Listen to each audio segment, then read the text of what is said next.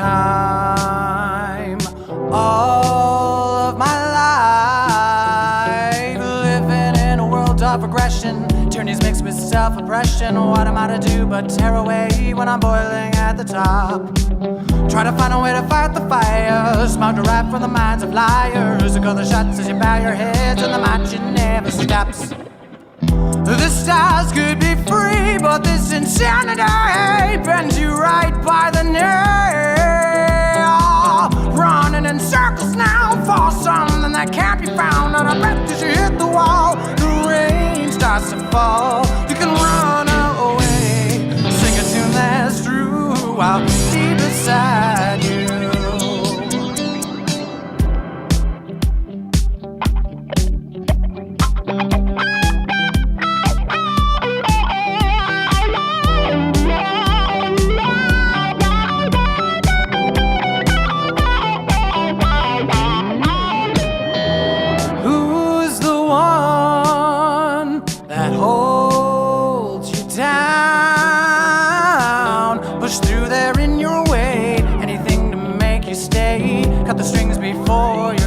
Starts to decay from tears of blood, regrets of laughter. Turn around as your heart beat faster. Your hollow shape as the faith begins to drop. Shelter can find your thoughts. Good evening, everybody, and welcome to Modern Day Debate. Tonight, we're going to be debating, was the moon landing faked? And to get us started, we have Kyle Adams. So, Kyle, the floor is all yours. You have 10 minutes to make your case. So, welcome, Kyle. Hello, good to be here. I'm going to go ahead and share screen here real quick. And there we go. So there's a lot, and I mean a lot of evidence. I even go so far to say proof that the moon landing was a total hoax. We can just start off with Buzz Aldrin coming out and repeatedly admitting that it's a hoax on multiple times, but I think there's some stronger stuff out here. Right here, we're looking at images from the lunar landing, Apollo 11, and I've got like the actual names of the images where we can see water, okay, water on the outside of the spaceship. You got to tell me, where's all that water coming from on the moon? Okay. We've got sweat stains pretty much. Okay. Over here on the flag, you zoom in, you can just look at those stars and you can very, very clearly see these big watermarks on the flag. And it's not just that image, but we've got other ones too. But I've got so much to cover here. I hate to gish gallop on you, but there's a lot. Okay.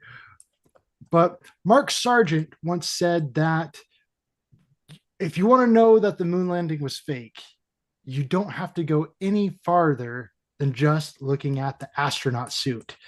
And I totally agree with him on that. And the astronaut suit is kind of very obvious to me. So right here, we're looking at 1 hour of oxygen for a scuba diver. Okay, 1 hour of oxygen. Those are some big tanks for just 1 hour of oxygen. Okay. We go over here and we look at our, too far.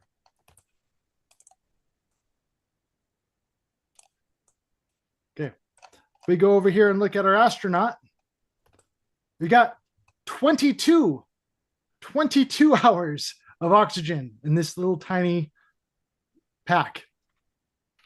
It's kind of the Mary Poppins bag of magic.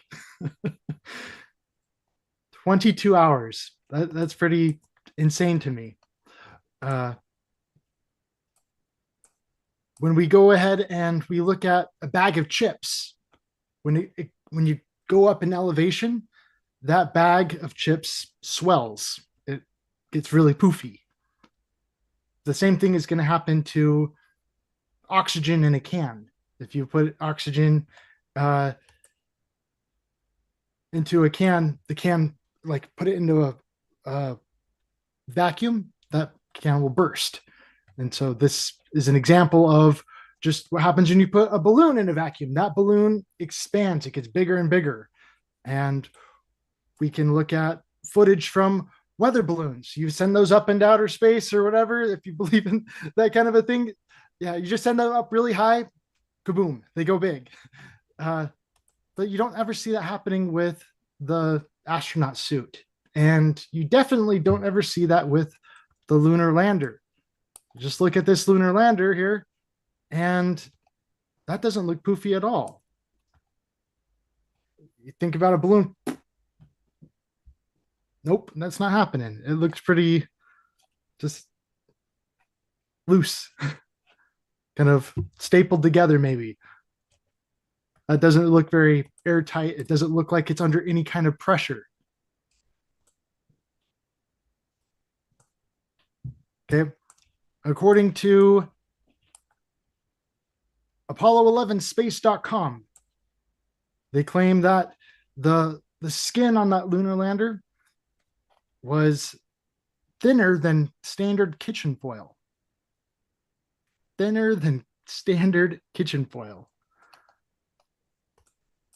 According to some people, if someone dropped a wrench, or there was a screwdriver actually, someone dropped a screwdriver and it fell right through the floor when they're doing the repairs on it.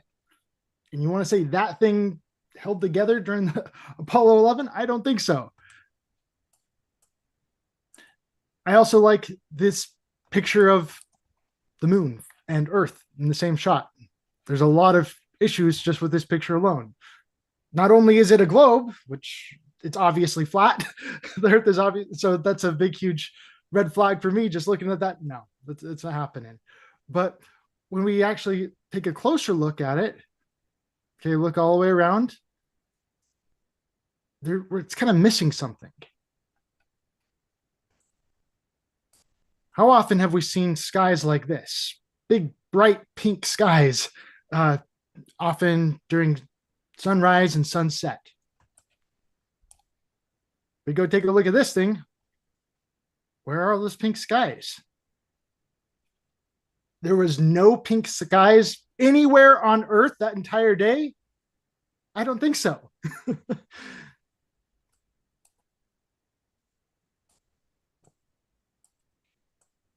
Another thing I really like to point out is I've got an art history background and drawing and painting. I did landscapes and stuff in college. And one of the things that they really taught me was to pay attention to the way to create depth in a painting. And the way you create depth in a painting is you always make the background lighter than the foreground. And that creates a sense of depth. But the reason why that happens is because we have an atmosphere. The light in the distance ends up reflecting more atmosphere at us, and so it turns white out in the distance. You can kind of see that here where it starts to turn more sky color because more atmosphere is being reflected back at us. You see that over here? It's light over here in the background and darker in the foreground, but we have no atmosphere to create that effect. But they're just putting it that way to create this sense of depth. And so that's kind of one of the things that really stands out here is you're even seeing it right here on the moon. it's darker in the foreground and it's lighter in the background to make it appear more 3D, to give it a sense of depth. But there is no atmosphere to create this sense of depth. And so they're just kind of intentionally staging it for you.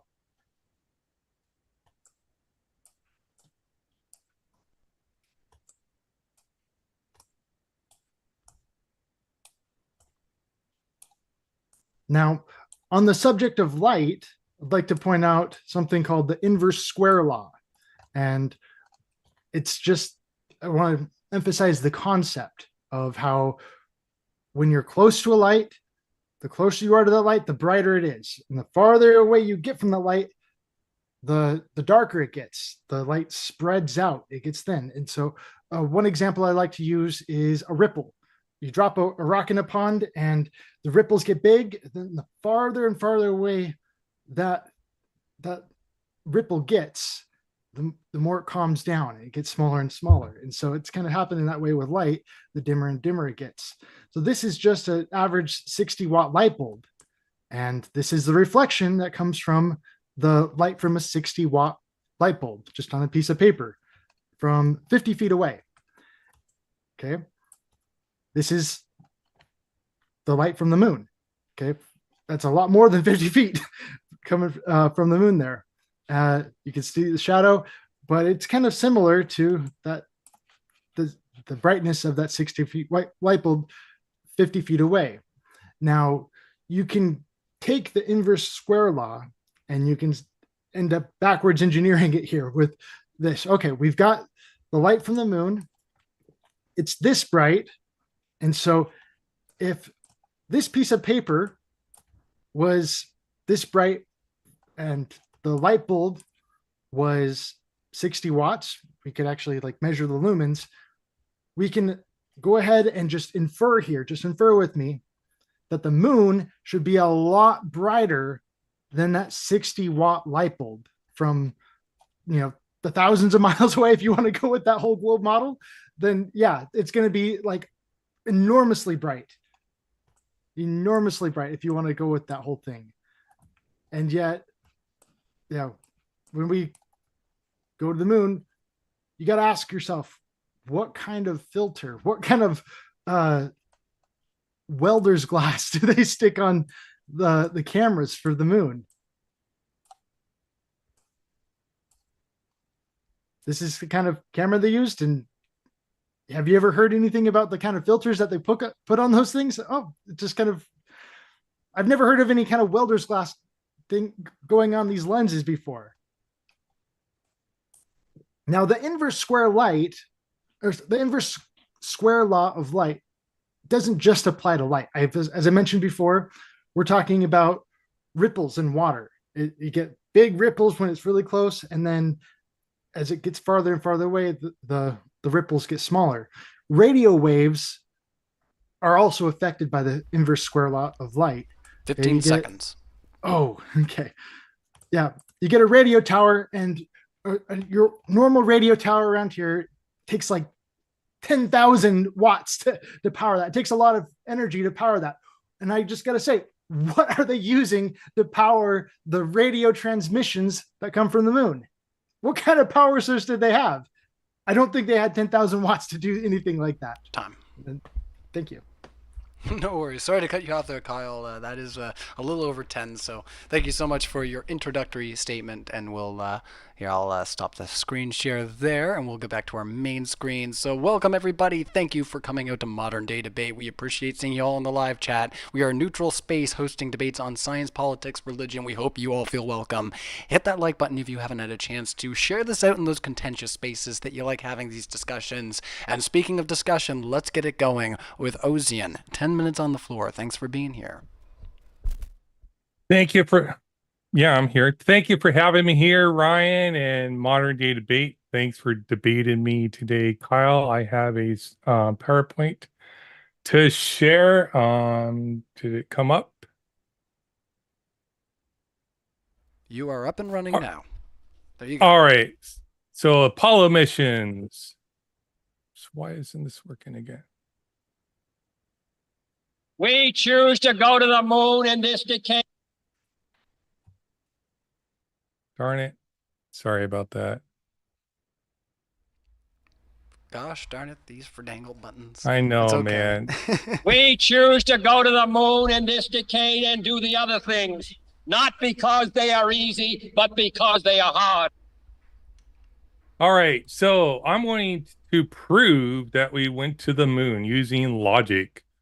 Deduction is a logical method to prove that an event occurred. Premise 1, if it is physically possible and we have historical justification the event happened, then we are justified in accepting that event is proven. I'm going to demonstrate that both are true, and it's not based on faith. It's evidentiary justification for the event, and it has evidence for it happening, and it is physically possible, so we are justified in believing it is not based on faith. Anyways, calculating the escape velocity. So this is part of what we have to do to prove that we could leave the Earth's atmosphere. Escape velocity is equal to square root of 2 times the gravitational constant times the mass of the Earth divided by the radius of the Earth. And that's how we calculate it. And we needed to accelerate the rocket, the Saturn V rocket, up to 11.2 meters per second. And I skipped a slide. Well, Van Allen belts, the radiation of Van Allen belts were mitigated by the travel path through the slot region. They spent under 2 hours in the belt, traveling approximately 25,000 kilometers per second. They were shielded from alpha and beta particles with aluminum and insulation. Good for noting that. Why not lead? Because lead will produce X-rays and endanger the astronauts. Space suits, good you brought that up. They're multi-layered, flexible with a life support system that's good for about 4 hours of oxygen. The rest of the oxygen was stored in the lunar module. They were there on the first trip for about 22 hours. It protects them from micrometeoroids and temperature extremes and radiation. And unlike a can of soda, which is pressurized to 50 pounds per square inch, this suit was only pressurized to about 4 pounds per square inch. Testing. All the equipment used for the Apollo mission was extensively tested. Unmanned missions were performed in Earth orbit to ensure that the descent stage, ascent stage, and docking back to the command service module worked successfully. They did that during Apollo 5 and Apollo 10. Well, Apollo 9 and Apollo 10 is when they tested the docking maneuvers in space. And Apollo 10, of course, as you know, they did it actually in the orbit of the moon. Proof that we went to 2. So it is physically possible for humans to travel to the moon. So I've demonstrated 1 is true. If you have any other questions about why it couldn't be physically possible, talk about it during the debate. What justifies an historical claim? If you have primary sources that support each other, secondary independent sources support primary sources, and hostile sources support primary sources. If all those agree, then I'm justified in believing it is true, and just claiming some conspiracy theory isn't going to overcome that justification. So we have NASA mission reports and documents, such as mission documents, storage lists, in-flight documents, post-flight documents. And then we also have astronaut testimonies, communications between Apollo 11 and mission control during landing, communications between Apollo 11 and President Nixon through a landline that was connected to a ham radio that was receiving the signals from the astronauts on the moon. And you're going to hear a delay during that thing too. 1201. 1201. Roger, 1201 alarms. Same type, we're go, flight. Okay, we're go. We're go, same type, we're go. Flight settle right on, real good. 2,000 feet, 2,000 feet. So there was them landing on the moon. And here's them talking to the president. Notice the delay after he stops. And I cut out a little bit of the delay too. All the people on this earth are truly one. One in their pride in what you have done.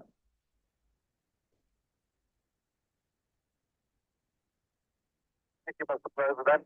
It's a great honor and privilege for us to be here. And then we have astronaut testimonials. They did an 83-minute testimony here. You can go check it out on YouTube.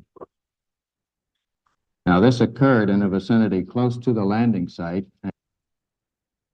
And then we have Don Lind, who gives his testimony of the Church of Jesus Christ of Latter-day Saints of his trip to orbit on the Challenger shuttle to the General Conference. I have absolutely no ability to describe what it was really like, and no photographic emulsion can even start to do it justice.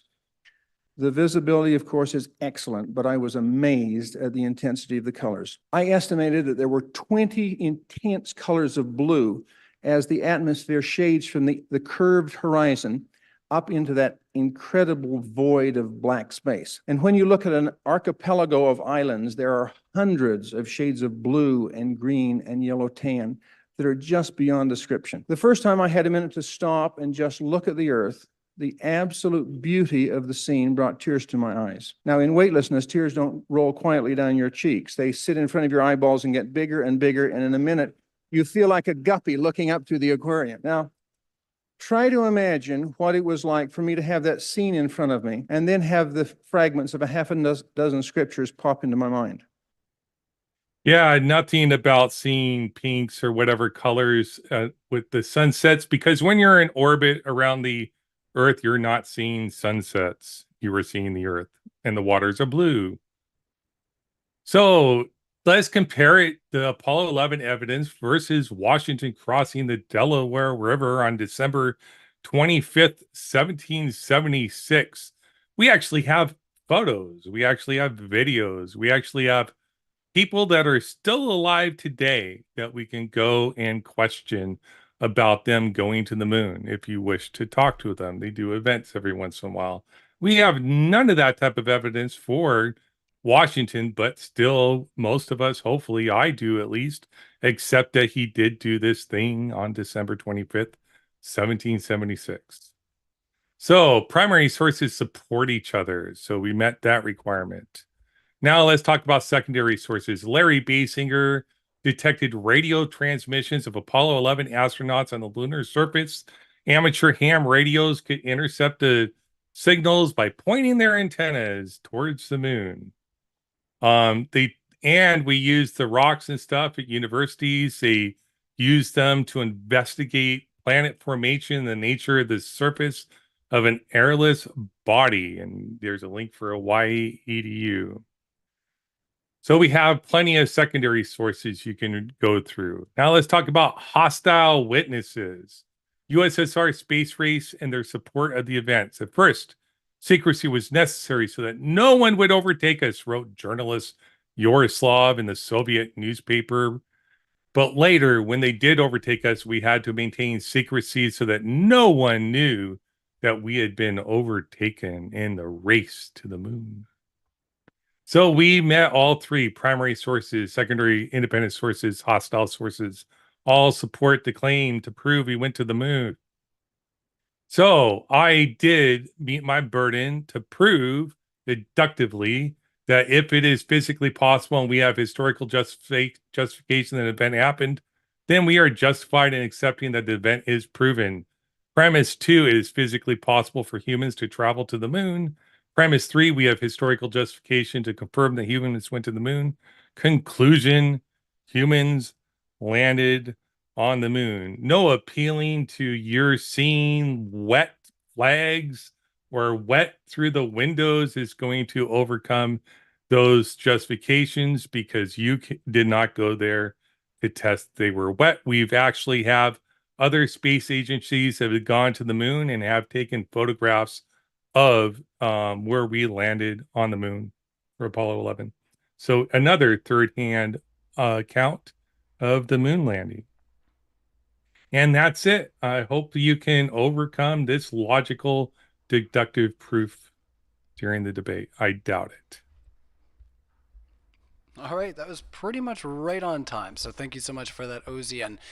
Quick little bit of housekeeping. So to Daniel in the live chat, so sorry to hear about what's going on. Hope you feel better soon. And don't worry about your membership. We love you here, brother. And also, if you want to check out our memberships at Modern Day Debate and get cool little chat emojis, check it out. So thanks, Daniel, for renewing your membership. We appreciate that as well. And we'll remind everybody, if you like what you're hearing here on the show, below. You can hit the like button. We try to do as much hands-off moderation as we can here at Modern Day Debate and let people fall on their own swords. So if you dig it, hit that like button. And once again, if you're listening on podcast, all of these debates will be uploaded within 24 hours with our speakers tagged in the description. If you want to ask these speakers a question, you gotta subscribe to the Modern Day Debate YouTube channel to get these debates live. With that being said, everybody, let's go into open discussion as we always do. Over to you, Kyle, to respond to some of what you just heard. Thank you so much. You showed a lot of math there, Ozien. Ozien, do you agree that just because 2 times 2 equals 4, that doesn't mean a yardstick is 4 feet long? A yardstick is 3 feet long. Why you ask me absurd questions? You claimed that the lunar module would blow up like a friggin' balloon with the pressure in the lunar module. What pressure differential did the lunar module, what was it pressurized up to? A lot more than we can ever get to just in our typical vacuum chambers, right? It was not. The lunar module was pressurized to 5 pounds per square inch. I'm glad you brought that 5 pounds up. per square inch. I'm glad you brought that up. How many pounds per square inch is a can of soda pressurized up to? Okay, my big question for you on this whole thing is, how do you control a can of soda in a vacuum? Okay, it changes. It changes. 50.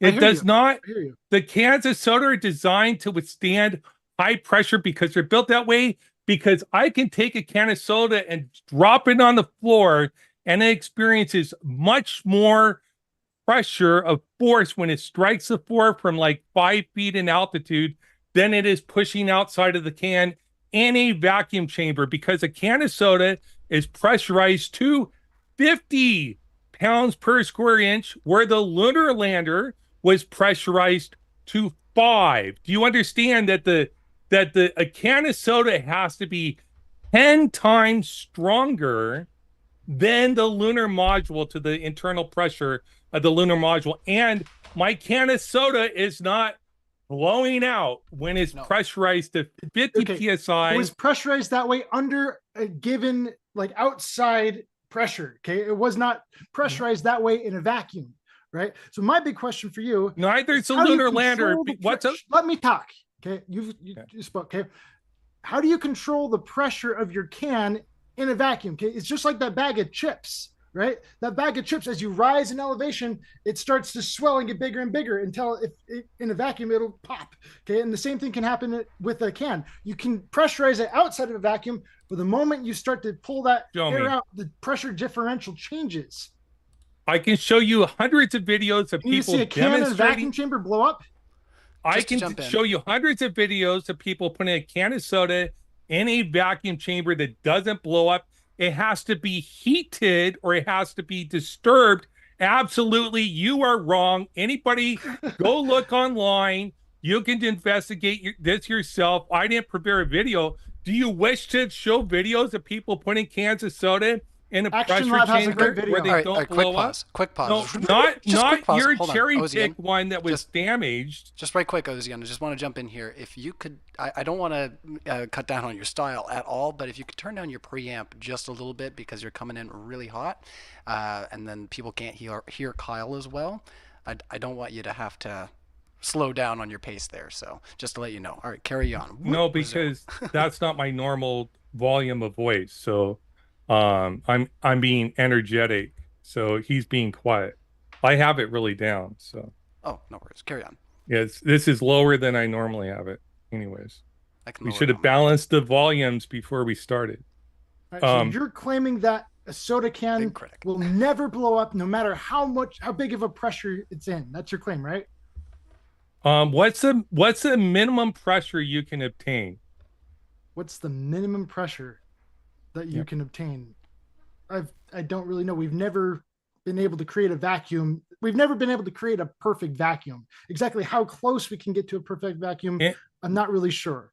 In our understanding of the laws of physics, what's the lowest pressure we can obtain? You tell me what you think and ask me if I agree. No, you're making the claim. So what's the pressure differential of the can of soda between the can of soda and the lowest pressure we can obtain. What's the pressure differential? I'm not really sure. Yeah, the pounds per square inch from the internal side of the can to the outside of the can. What's the maximum differential from before the it inside of the explodes? can and the I'm pressure? not really sure. Yeah. No, not before it explodes. It doesn't. I've got footage of things exploding. That's easy to find. Can show. Okay, so now we can. Anybody can go. There's Veritas videos. There's. I will love making videos about this, and I'll just destroy you on it later. No problem. It's the Action Lab videos. People can go. I think it's the Action Lab. People can go watch the Action Lab videos where they show how you have to heat up the can before you put in the pressure chamber. And Kyle's just wrong. He's a flat earther, so he doesn't understand this stuff. I'm thankful this is on video because I will just destroy you in another video. I'll take it and do it later. It'll be hilarious. You'll cherry pick one observation. You say it's impossible. Okay, your claim is it's impossible unless you heat the can up. No, no, I'm not saying that. There's other ways. The can has to be in some way deformed or heated in some way for it to fail, because the cans are designed to take a fall from like a higher altitude and hit the ground, which is a lot higher than 50 psi when it strikes the corner of the can. So the pressure the minimum, because you don't know, the under the laws of physics, we understand it, the lowest possible pressure would be no mass in a square meter, right? No mass at all, not a single molecule of mass. When there's no mass, no molecules of mass in a square meter, the pressure is zero. So the minimum pressure you can ever have is zero. Cans of soda are pressurized to 50 psi. The pressure differential between the outside of the can, the inside of the can is 50 psi. That's it. That's a max. The only way you're going to get it the other way around is if you pressurize it from the outside of the can to the inside of the can. If you put a 150 psi, 10 atmosphere pressure on the outside, now you got 100 psi, pounds a square inch differential from the outside to the inside. Compare that to the lunar module that's only pressurized to 5 what is PSI. Controlling the pressure once you put it into a vacuum, right? The greater the vacuum, the more pressure it's going to be under. What is controlling the pressure? What is controlling the pressure? No, you're wrong. What is controlling the pressure? You can't tell me I'm wrong when I'm just asking you a friggin' question. A question is not right or wrong. It's just a question. It's a malformed question. It's called a loaded question. It's malformed. Not a loaded question, Kate.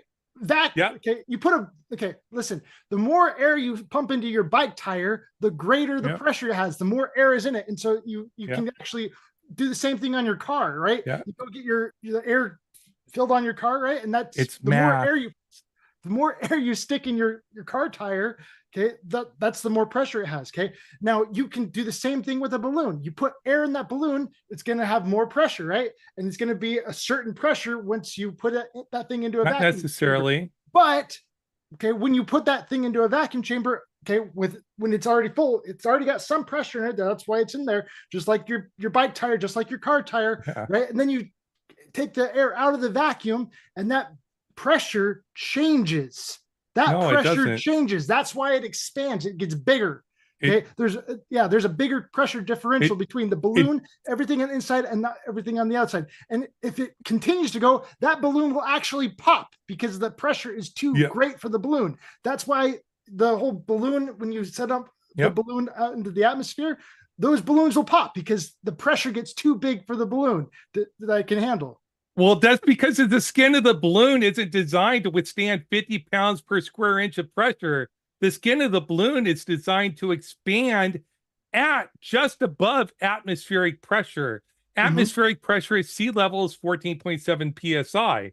So if you blow it up at 15 psi, the differential of pressure from the inside of the balloon to the outside of the balloon is 0.3 psi. So when it's not expanding anymore, that's the maximum pressure differential between the inside of the balloon and the outside of the balloon. A can for soda is designed to withstand well over 50 pounds per square inch of pressure. So it can go You more than that. understand It this? changes now. Now you're No. changing your statement. Before No. you said it stays at 50 pounds per pressure in a vacuum. That was what you're claiming before. And I You said, don't no, understand you're wrong. the It actually concept. expands. It gets more. No, if it expanded, the pressure would be going down. Okay, the pressure outside Expansion of it goes down lower than atmospheric inside pressure. the can. When the balloon expands, the pressure within the balloon goes down. You understand the pressure that? Because outside the balloon goes down. The pressure inside the balloon goes out. It goes up. No, it goes down. The pressure in the outside balloon the balloon goes down. The pressure inside the balloon goes up, and that's why it expands. Wrong. Okay, well, explain what's pressure. Tell me what pressure is. Okay, the pressure is two masses pushing on each other. Okay, now there's less pressure pushing. No, we're talking balloon, atmospheric more pressure going out. There's no atmospheric pressure. You're dropping. We're talking. Pressure. We're talking atmospheric pressure. Atmospheric pressure that goes out with the balloon. Oh my goodness, dude! Air out of the balloon. Okay, but the air on the inside of the balloon ends up pushing. Let him finish. Let's let him finish. Okay, I think he's done. Are you changing the number of molecules of air in the balloon? I'm not changing the number of molecules of air in the balloon.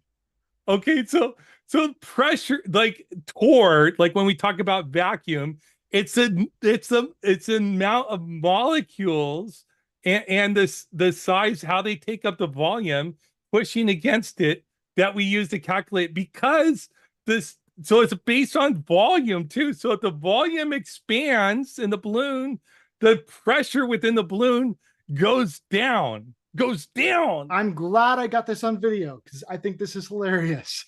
I'll happily make this into a video. I'll happily turn this into a video. Okay, you're claiming that the balloon is expanding because the pressure on the inside of the balloon is getting less. That's what you're saying. The pressure in the inside of the balloon is going down, and so the balloon is expanding. No, only when you put in a vacuum chamber. Only when you put in a vacuum chamber and when you draw a vacuum in the vacuum chamber, the pressure in the balloon goes down. When I'm blowing air in it, the pressure is going up. Yes. Okay. Yes. So that now let's go back to the lunar module because we're not talking about a friggin' rubber balloon. The lunar module is not made out of something that's elastic. It's more like a tin can, but it has no pressure regulator on the inside that's going to take that pressure out. What are you talking? Pressure regulator? What's a pressure regulator on this can? There is none. That's my point. You don't need a pressure regulator. The pressure regulator is the container. In a vacuum, it's going to act just like a balloon. No, they don't expand. Okay. No. Yeah. Sometimes they fail, like they'll get a hole in the bottom if they're disturbed, or a lot of times people hit them to cause them to be deformed, and they'll make a video so they show a cool video of it blown up, or like the seal on here gets deformed, or they've heated the can. Even if you shake it up and people can go watch this and they put it in a vacuum chamber, they don't do anything. So like maybe 1 in 50 will blow up. That's because this can is designed to withstand that much pressure, like my oxygen tank in the other room. To see if I can go get it really quick. Well, I can stay there, but I got an 80 psi oxygen tank in the other room. Yeah, that's okay. I don't want to get it. Anyways, it's designed to withstand a higher pressure differential from the atmospheric pressure to the inside of pressure. As a matter of fact, oxygen tanks, like the ones they build, can go really low down in altitude. But I don't think you understand the pressure differential. We're talking about the force on the external side of the can is designed to not flex. Now the can of soda is pressurized at 50 psi. The lunar module is pressurized at 5. So it's 1/10 of the pressure. So put in a vacuum chamber, it's 1/10 of the amount of force as a can of soda. 1/10. Okay, yeah. Anyone can just go look at Action Labs. What happens when you put a can of soda in a huge vacuum? That's the name of their video. And you can watch the can of soda explode. You can watch it swell. It does this stuff. It acts just like the balloon. And yet you're just here denying. And he explains, no, it doesn't act like a balloon. It doesn't expand. It fails. It does. That's why it blows up. No, it catastrophically fails and ruptures. It doesn't expand. It catastrophically fails and ruptures. Let's give Kyle the floor to respond to, because you threw a lot out there, Ozien. So let's give Kyle some time. I didn't throw it all out there. We're talking about one single topic, but go ahead. I think we're just at an impasse here because because anyone can just go watch the thing and you can hear him deny it. Like, I want to talk about your silly claim about how much oxygen they were carrying in the spacesuits. Okay, what do you want to say about it? How much oxygen were they carrying on the spacesuits? How much for how many hours? A lot more than just an hour there. Okay, 22 hours was it? No, 4. 4 hours. They carried enough oxygen on the spacesuit for 4 hours. So you're claiming it was for 4 hours instead of 22 hours. And I looked it up. I looked it up during you making the claim, because who cares? So you know what they can do in the lunar module? They can change their tanks, or they can load more nitrogen and oxygen into their tanks. That's what they did. And you claim there's 4 hours. So that's like already double what he's got there, except for you've got that big pressure differential problem, the same problem, which is going to mean you're going to need stronger tanks. A lot stronger tanks. No, you don't. No. That aren't going to pop. No, my 80 PSI tanks can withstand hundreds of pounds of pressure. Hundreds. Those tanks are going to act just like the can of soda. No. Yeah. And it's going to be harder for them to carry all that. Now I'm getting it. Right. Hopefully you can agree that it's not in a vacuum, though. And it's going to be different trying to pump that thing full of air in a vacuum than it is going to be at normal room atmosphere. No, this is you not understanding what a vacuum is. This tank can withstand. You normally fill this up to 80 psi. And that's talking about the pressure on the inside when there's a regular atmosphere outside. That's the amount of pressure that is pushing against all the matter inside the tank, including against the wall of the tank going out. Yeah. Outside of the tank is 14 psi. Okay, outside of the tank is 14.7 psi at sea level. Mm-hmm. We take these tanks down like 200 feet. Every 10 meters, more pressure, every 10 meters, more pressure going on it towards it. Okay. And it's not about the pressure going out. Okay, this is every 10 different. Meters. It's every different. 10. Every 10 meters going out. No, it's not. No. Okay. Do you think it takes more force to pull it this way or to pull it this way? Which way? Have you ever taken a cannon to try to push on the? It's the same material. Okay, so this tank. At every 10, so if you go down 10 meters below the surface of the ocean, that is like going into a vacuum chamber with this tank. Okay. It's equivalent pressure. It's like going into a vacuum. All right. Yes. Yeah, except for that is okay. You've got to understand that balloons don't. It's not. This is not a rubber balloon. Stop talking about balloons. It's a false analogy. Concept. It's the same concept. Okay. What's elasticity then? What's elasticity? When was the last time you saw a balloon expand, get bigger and bigger, deeper down underwater? What's elasticity?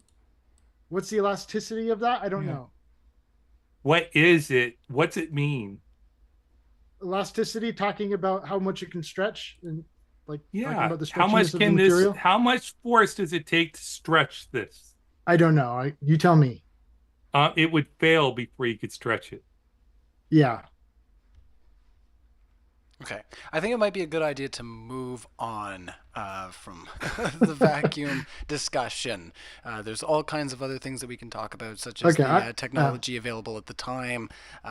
You know, I can I can do all the chat AI stuff to come up with lists for questions to carry us on, but I'm sure our speakers are more than capable. So I'm just going to do our housekeeping once again and remind everybody, smash the like if you haven't already. We are going to do super chats at the end. If you have questions for our speakers, they will be read out loud. And once again, thank you everybody for being here and enjoying the discussion. So Kyle, you were trying to get in there with 2 cents. I'll give you some 3 or 4 cents. Go ahead. Sorry, I was just wrapping that up there with the whole balloons don't expand the deeper and deeper you go. They end up getting compressed. And so a scuba diver knows that if you take a big deep breath and the air will actually expand in your lungs the more and more you rise. Okay, it's the opposite. Okay, it's all compressed down low, and then that air expands as it goes into less and less pressure. That's just scuba diving fact. Force doesn't care about compression or expansion. The force is still the same. The material is constructed to withstand certain outward pressure. But we were talking about how much oxygen, how much air they took nitrogen and oxygen to the moon. They took it with them. The suits carried enough for 4 hours. So they weren't doing a lot of strenuous activity and stuff like that. I don't know specifically what side the tank the guy was. But the claim is 4 hours. They were on the surface on the first mission for 22.5 hours, I think it was. The third mission, they were on the surface for almost 3 days. So they took enough oxygen, enough nitrogen with them to the moon to last. They just changed the tanks out. That's it. Or they refilled them. I'm not I think they had tanks that they swapped out. So that answers that question. All right, let's move into some new territory. Yeah, what about this water streaks on the lander windows? How did you verify they were water streaks? They did not look like water streaks to you? If you don't believe that, what else is causing? Oh, are those like finger streaks? So you're just saying it's your pareidolia that's telling you it's water streaks? I think it's your pareidolia that's saying it's not water streaks. No, pareidolia is when you see patterns. I'm not seeing any patterns. My You're claim just denying is them. I don't know what it is. Pareidolia is you see a thing and you're coming to conclusion is something, but you don't know. Okay, and then NASA comes out and says that they're actually water streaks, then you believe me? It's not pareidolia anymore if NASA actually admits it. I would trust the people that were there and could observe it, and their testimony, just like Don Lynn's testimony when he performed at the governing Congress, what do you guys call it, for you're the really LDS? big on testimonies then, right? You accept testimonies. Testimony claims from reputable people like Don Lynn, like what about the survivors of went to MK space? Ultra? Say the survivors of MK Ultra. Okay, I've got actual footage First of of one all, of those MK Ultra survivors that claims that whole MK Ultra setup took place at NASA headquarters. First of all, this is a moon landing debate, not your friggin' NASA. weird. This is NASA. Okay, this is directly on here. Okay, when they're saying that. Okay. That MK Ultra took place at NASA, which is all about brain control and mind wiping and all this other kinds of crazy nonsense. Yeah. That shouldn't be, paid for with taxpayer dollars happening to the American people. Okay. Do you trust that? Okay. When the survivors come out and say this took place at NASA, do you trust that? Is there any collaborating evidence? Is there collaborating evidence? Well, there's a lot of books published on it. By her. Uh-huh. Yeah, her book. There's her book, and there's also there's also her daughter, and there's also the people responding to her book. The person who rescued her, was also claimed to rescue her. Yes. Yeah. So there's all these people. How many other survivors are you even aware of who've lived to tell the story? If there are any, MK Ultra is a real thing that really happened. It's not the subject of this debate. I'm not going to. Well, it's all about testimonies. I'm not. NASA testimonies. You're putting a lot of credibility in NASA.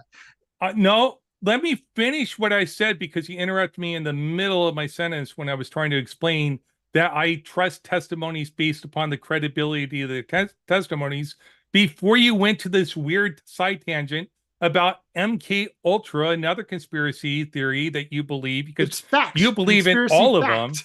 them. So why don't you trust Don Lind? Why should I trust him? Because he goes to your church and he gave his testimony at your church. Yeah, and that doesn't make it believable. So he's lying. Well, Ted Bundy was a member of the church too, but that doesn't make him true and accurate. So there's more than one astronaut that's Mormon.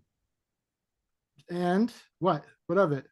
Okay, you're just calling them liars. Good. I'm glad to know. I trust the testimony of Navy veterans. So why aren't you a member? I trust the testimony of Navy veterans because I don't believe that God exists, but we've already had that debate also. So therefore you don't trust their testimonies either. No, I trust their testimonies. What are you talking you about? don't, because you're not a member of the church, are you? So you don't trust their testimonies. You're irrelevant. I trust the testimony you're based telling me on the that claim. I believe in their testimonies. I believe in their testimonies, except for that.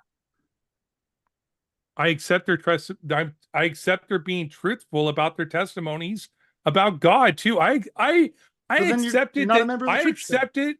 I accepted that you were being truthful about your own testimonies, Kyle. But I think you were misattributing the claim to a supernatural claim. Now these people, when it comes to the lunar module, when it comes to whether the flag was wet or not, these are not supernatural claims. So that's just my worldview. I reject supernatural claims unless there's some evidence to justify it. I don't think the person's lying, though. I think they're being completely truthful and honest about what they believe actually happened, just like I believe Don Lynn's testimony that he actually did sacrament on the Challenger shuttle. He actually prayed, and he gave his testimony and bore witness to his experience in space, as I show 1 minute of his 10-minute speech in your general Congress, or whatever you guys call it. But anyways, regardless of the fact, we were talking about what was on the windows. Yeah, and your statement is, I don't believe what I saw. It's not water. I believe I saw something. What did I see?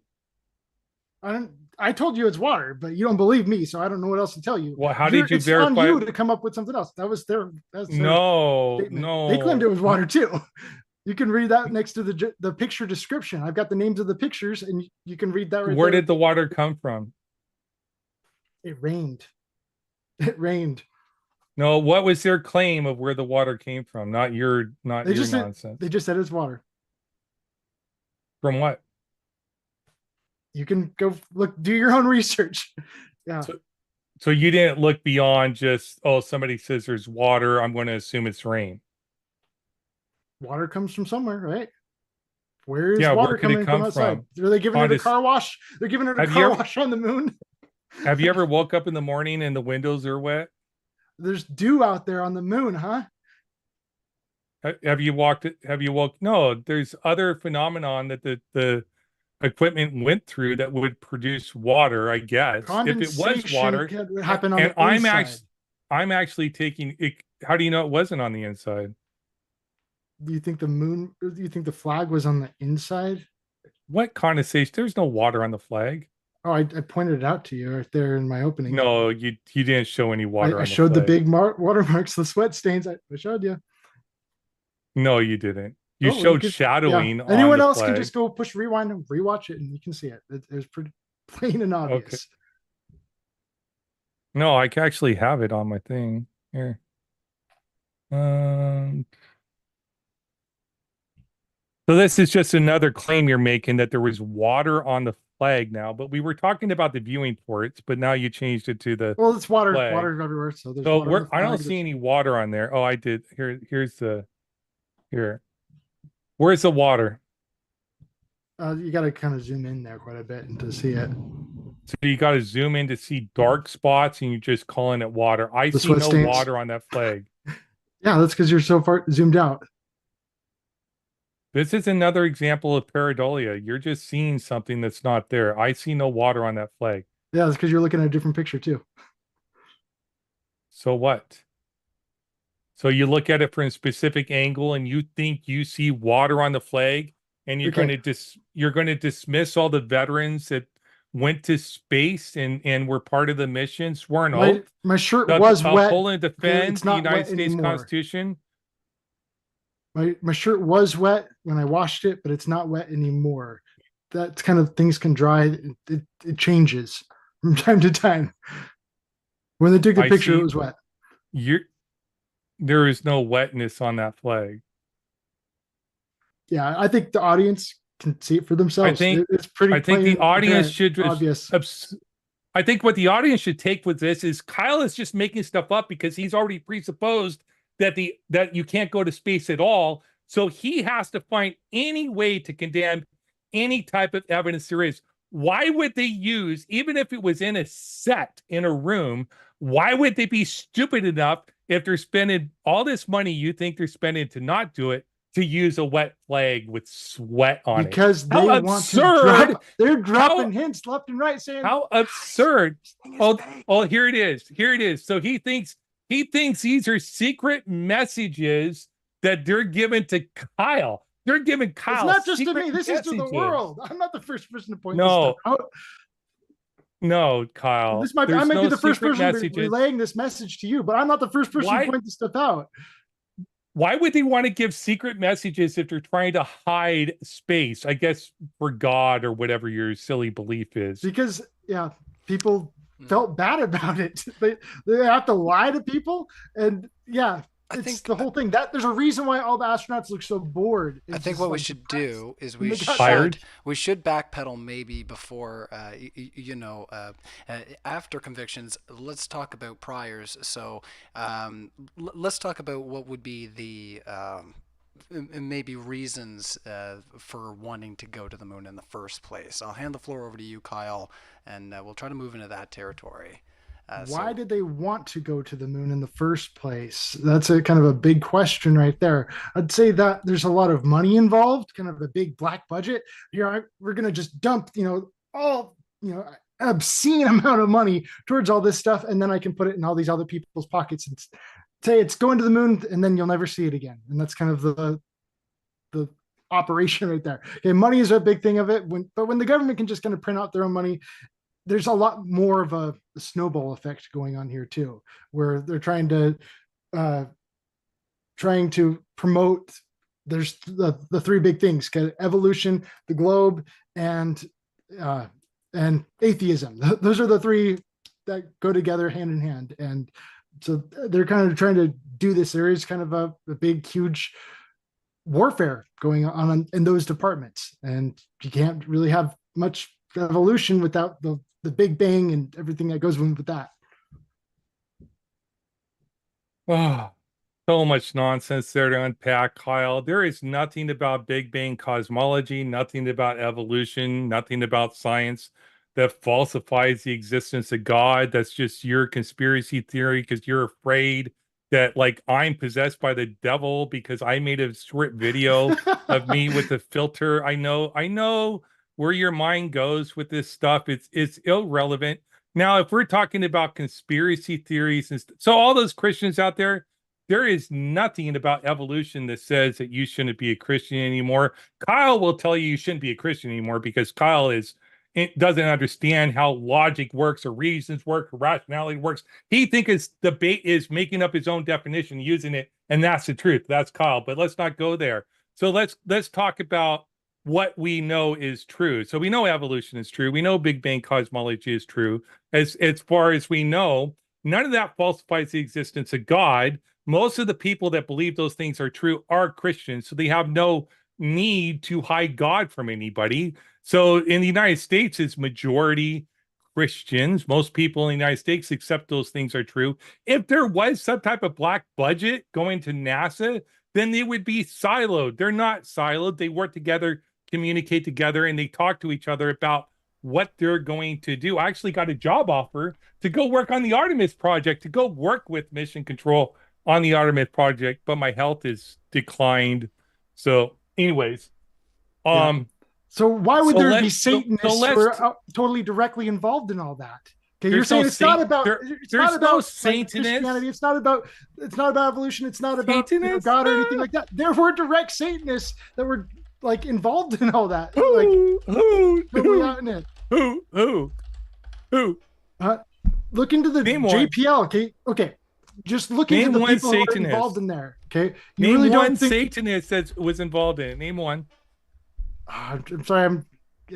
Yeah. The guy who founded JPL was an outright Satanist. JPL. What's JPL? You don't know what JPL is, and you're a NASA guy. Jet Propulsion Lab. Thank you. How do you know he was Satanist? He was pretty public about it. So how did a dude found JPL?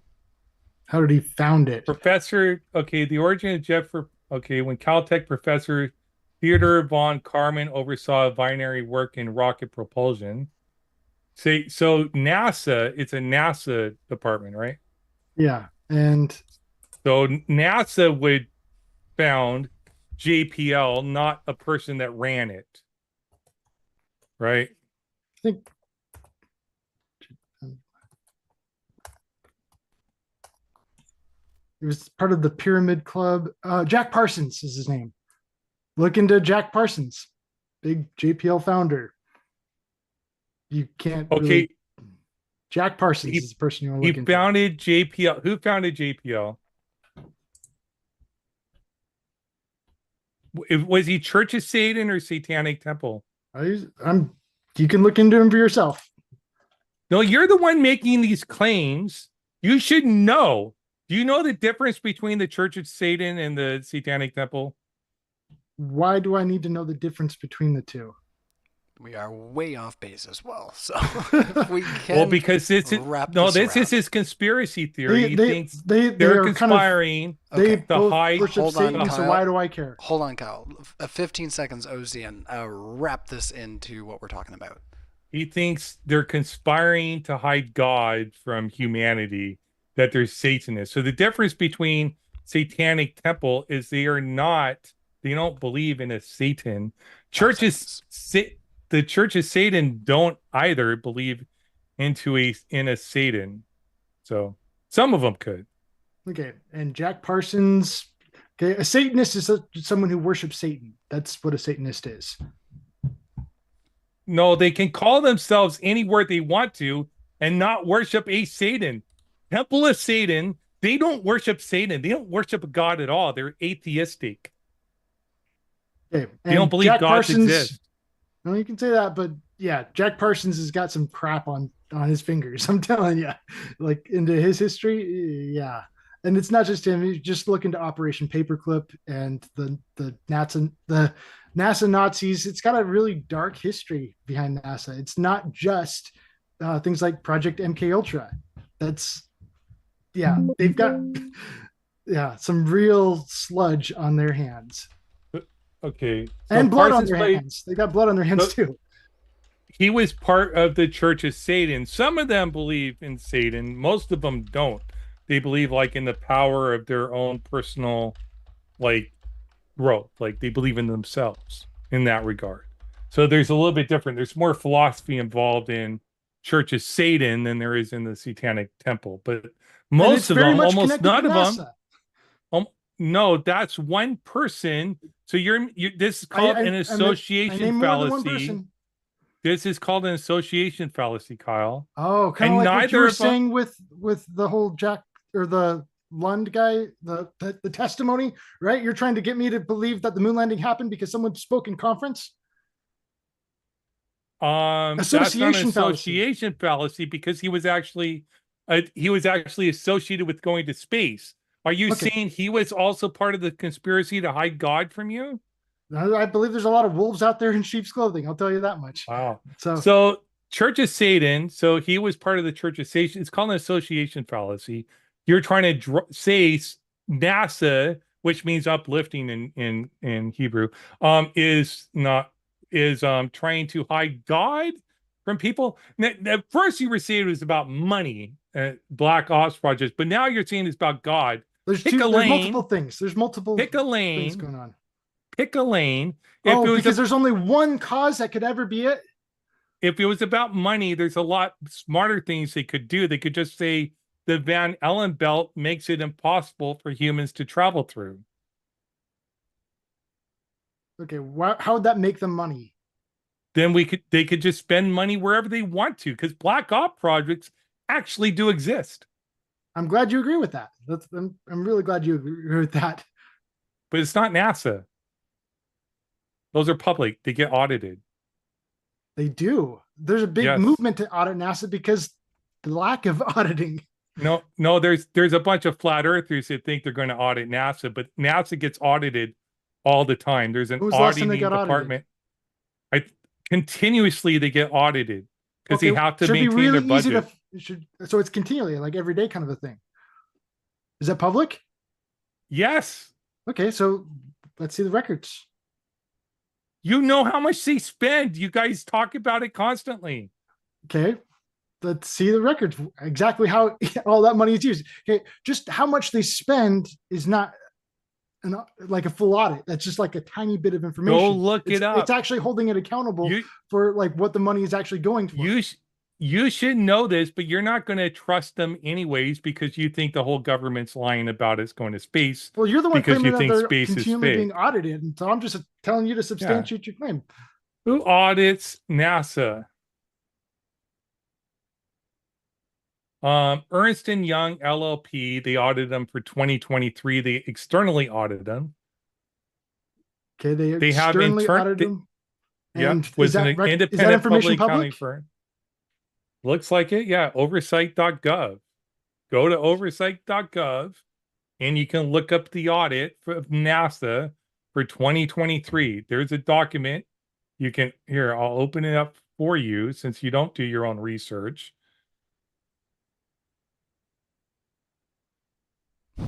Coming in with the extra juicy there. All right. Yeah. I will remind our live audience that we will move into Q&A. Probably within 30 minutes, depending on how many more topics you guys want to cover. Our speakers can let me know. So I would love to hear him talk about I'd love to hear your big response to the inverse square law and exactly why the moon was so dim. And I never even got to talk about the black rocks that they found on the moon. Okay, pitch black rocks. He doesn't want a small response, Ozien. He's looking for a big response. And I did the math. So a 60-watt light bulb at 50 feet away, what would the watts be at 60 feet away? Or 50 feet away, like you talked about? It was a 60-watt light bulb, and so it doesn't have watts anymore at 50 feet away. What would the lux be? I'm not sure. You could just kind of compare it with your own camera. I showed it. I didn't know the looms on that. Well, what do you think it was? You can calculate them inverse square law. The light at 1 meter away would be 63 lux from 60-watt light bulb, which is I don't know how many lux. It would be 63 lux from 1 meter away. I calculated it. Okay. So how about with the moon? When you were debating. So at 50 feet away, it would be 0.273 lux. From 50 feet away from the light bulb. Okay. So, yes. Okay. And how bright would that light bulb be? Okay. In order to have the same thing if it was 200,000 miles away. 230,000 miles away. So the moon has what's called albedo. You know what albedo is? How bright it shines or reflects light? Reflects light, yep. So it's reflecting the light off the surface of the moon. So for every square meter on the moon during daylight is something like 150 to 200 watts of light from the sun because there's no atmosphere blocking the sun. So we have that's what's reflected back to the earth. So you can like calculate it, right? Total lumens from moon. So from the moon, we're getting 10 to 12 lux or lumens. I don't know what what's lumens to lux. 2 lux. 1 lux is equal to 1 lumen per square meter. So Okay, so how bright are you claiming the moon had to be in order to have that? it's like 200 watts per meter, I said. Okay, so how bright would the moon have to be? 6 to 10,000 lumen. Oh no, that's the moon has to be 10 to 12 lumens at the Earth's surface. The moon has to be 10 to 12 lumens. That does not seem proportional at all with the light bulb. At the Earth's surface. Okay. It's actually a little bit brighter than how bright does the moon have to be on the moon? If you're standing on the moon, that's kind of like standing on the light bulb.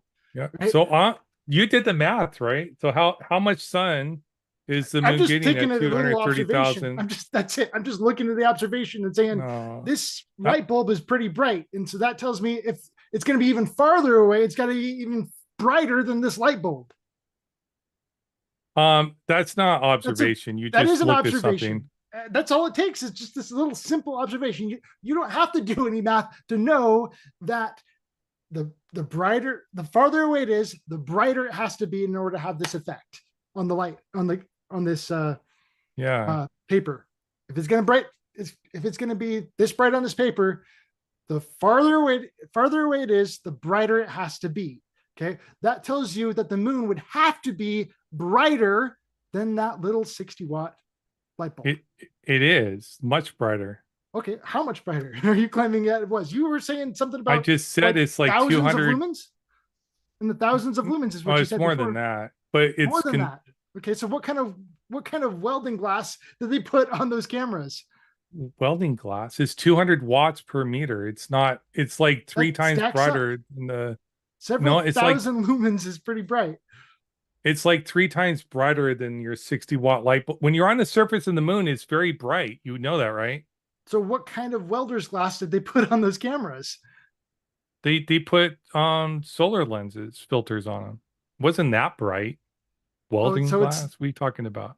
It's not as bright as that. I don't know.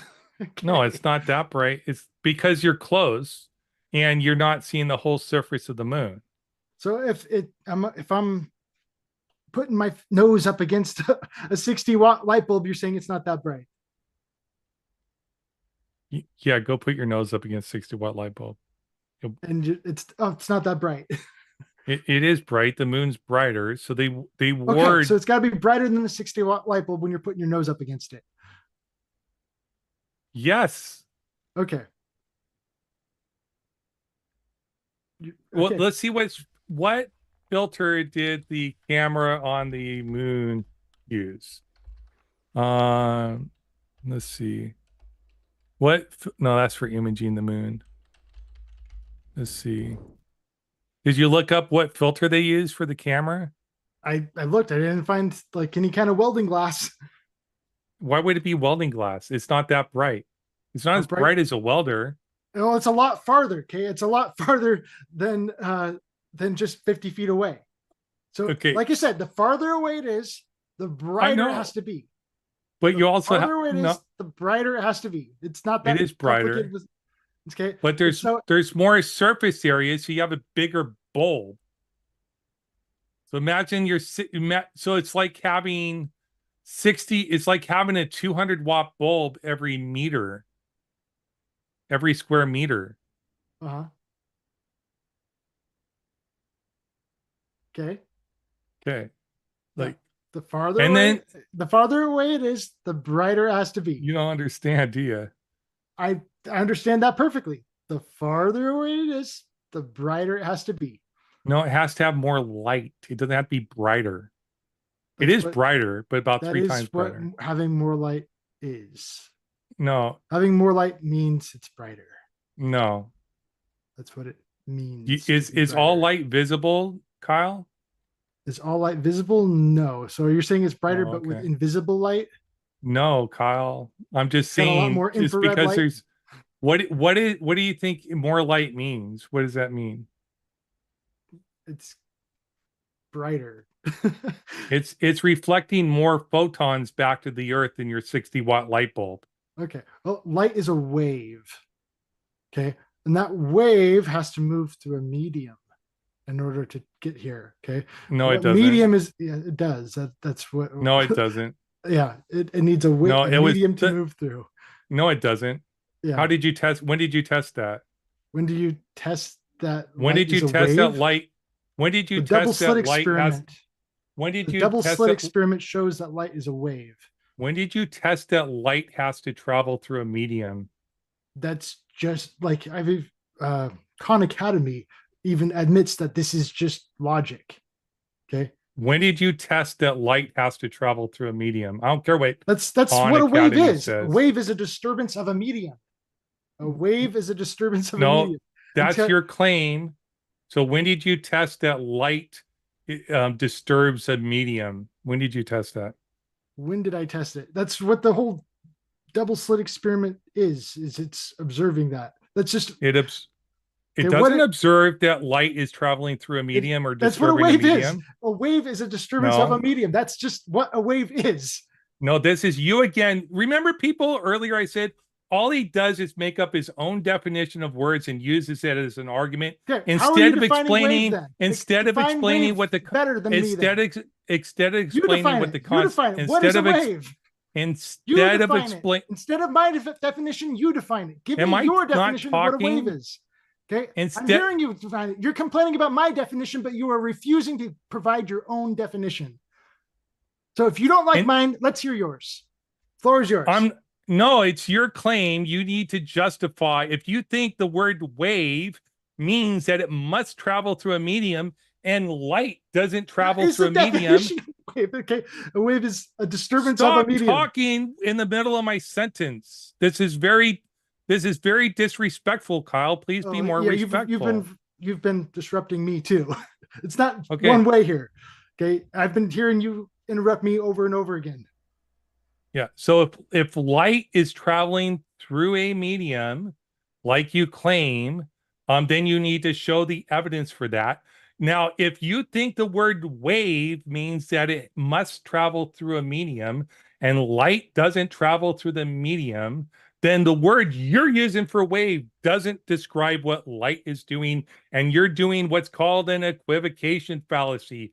You're using your own personal definition for a wave to describe what light must be doing, and you're just refusing to provide any definition at all. Which is using a definition to define how something works, which is not how science works in the real world. And therefore, I'm sorry. No, your definition is wrong, but I refuse to give you the correct definition. You're saying you're just wrong. That's it. You're just wrong. Just shut up. You're wrong. Okay. I just refuse to give you a correct definition. He's acting like a child. I'm not gonna tell you what the correct definition is. You're just wrong. That's it. He's just acting like a child. He's making a parody, and I understand what he's doing as a parody aspect. But let's try to wheel it in. I said we got about 12 minutes left. So if we got any other avenues that we can explore and try to put a bow on this one, that would be probably a good idea. We can leave light. We can go under radio waves. Hopefully you can agree that a radio wave. He's a parody of an intelligent person. He just pretends to be intelligent, and he's not. He doesn't understand the nature of reality. You just don't understand. Thinks words. You just don't understand. He thinks words. Oh my goodness. He thinks words define the nature of reality. You're wrong, but I can't tell you exactly how you're wrong or why you're wrong. You're just wrong. All right. Before we start putting you on mute. All right, Kyle. I did give you the floor. It seemed like you were going to explain what was going on. Just 1 second, Ozien. So explain why you're making this parody and why you think Ozien is so incorrect on this point. I'm just doing this because he's refusing to provide his own definition. He's just saying I'm wrong without explaining how I'm wrong or why I'm wrong. Just, you're wrong. That's it. It's just really, really shallow. All right, let's give you some time there, Ozien, and then if you have any other topics you'd like to explore, we can move sharing into a screen. Okay, there you go. What a light wave, just like that. That's perfect. The movement of light conceptualized as a wave defined by such properties as refraction, refraction, and dispersion. We falsified the luminiferous ether with the Michelson-Morley experiment. Light does not travel through a mechanical medium. Kyle is just wrong. We conceptualize it like a wave, but it's not disturbing a medium. For you to make that claim, you have to demonstrate that it is true. Equivocation fallacies are not evidence for anything except for your own fallacious reasoning. Okay, your definition there had nothing to do with anything I was saying. It didn't say anything about like the Michelson-Morley. It didn't say anything about it works through a vacuum. It didn't say anything like that. It just used the definition, or sorry, it just used the word in the definition. No, it didn't. Yes, it did. It said wave in the definition. It defined light wave. Yeah, light wave. A light wave is a wave. Oh, look at that. Wow. No, light wave is a particular thing. That's what the definition said. That said the light wave is a wave. When we conjoin two words, they can have a different meaning than the root words. All right. It might be, if we have a chance, fellas, if we have a chance to talk about the technology and some of the potential advances that are talked about in relation to the Apollo mission 1969. I'll hand the floor over to you, Kyle, to talk about some of the technology, and Ozien, if you want to follow up on what is the general, like I say, consensus about some of the medical and technological advances that may have arisen from that exploration. So let's talk about that for a little bit here. Once again, I'm just using my chat GPT to try to push us along here, because we've been talking about some of the hard stuff. I'm not prepared for any medical advances or technological advances. I would just Google it and look up a list of things. We could talk about like Teflon and all types of stuff. But you were asking him, but he denies all that technology anyways, because he doesn't understand technology. You just don't understand. Oh my goodness, I got you beat because you don't understand. All right, before you gotta do better than that. Before we go down that path, Kyle, I am going to give you the floor to try to expound on what you might think of, like I say, public perception about all this as well. So there's all kinds of avenues we can move into just to try to explore this before we move into Q&A. Once again, everybody, get your questions in. We are going to move into Q&A shortly if our speakers want to explore this topic. Okay, well, I'd like to talk about how atmospheric condition causes depth. Okay. Perception of depth. That was another one of your claims in your opening argument. I have a whole list of things he claimed that are false in his opening argument. So depth, when you look at a painting, you said you were an artist. You look at a picture or a painting, you can see depth without atmosphere, right? Depth is based upon shadows and lights. That's how you perceive depth. So it has nothing to do with atmospheric conditions, has to do with the contrast between the colors and the shadowing and the shading and the light. It's about what gives perception of depth. It's what creates the shadows and the light, and that's why the mountains. You're telling me that the mountains in the background didn't look brighter and more sky color because of the atmosphere? Atmospheric conditions can change to block the clouds, so you can have fog. You can have clear atmospheric conditions where the mountains are more perceivable, but actually the problem you got with mountains, because of how far away they are, is they're at your maximum focal, like a cameras have maximum focal zoom or infinite or whatever it's called. You agree that the atmosphere where it's hard to reflects see the depth. light that passes through it? Atmosphere can reflect light, yes. Okay, thank you. It refracts it, but that's not what it does causes that too. depth. I'm talking about reflection. Okay, atmospheric reflection. And that's why the more atmosphere you look through, the more it's able to reflect the light that passes through it. No. If you look at clear skies, you look at clear skies at a horizon, The horizon, it gets wider and wider the closer it gets to the horizon, right?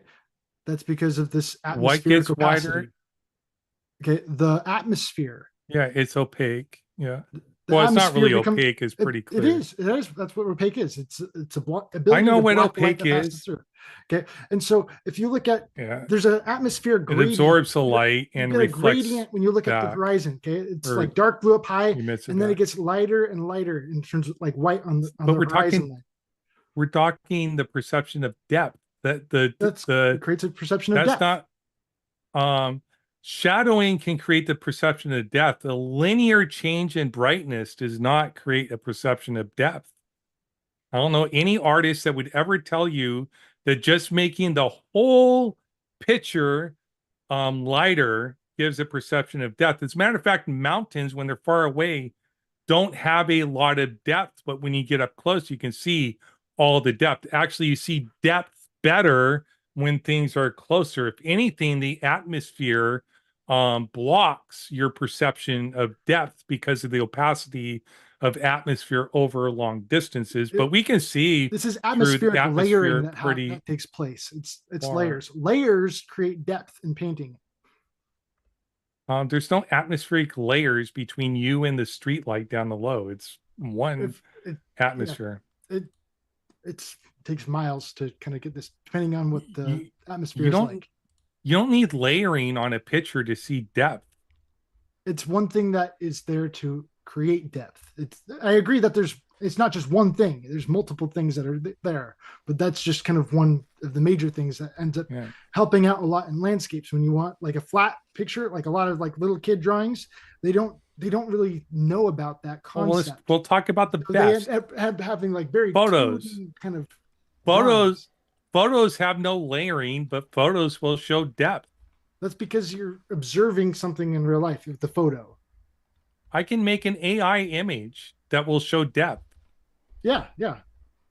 So you don't need atmosphere to perceive depth in a 2D image. I never claimed you did. I'm just saying that this is something that's about landscapes. You say it claims the atmosphere causes depth. It can create depth in a picture. But we're talking about our vision. We don't need an atmosphere to see depth. Okay, I'm talking about the whole getting it lighter out in the distance. That's what the atmosphere does. All right. What about your I don't think you understand, but anyways, what about Earthrise, the photo? You're seeing part of it's missing. What part of it is missing?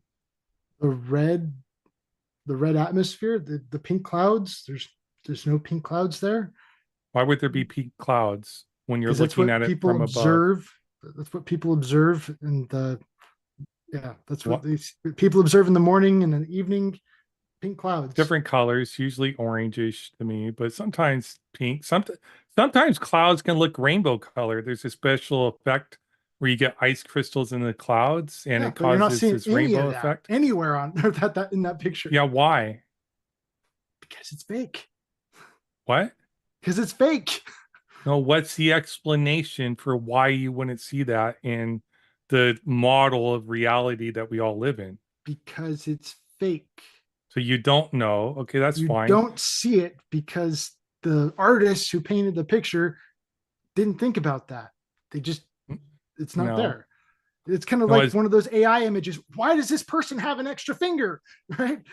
As Don Lind explained, fake. It's not real. How thick is the atmosphere? Huh? How thick is the atmosphere? I don't know.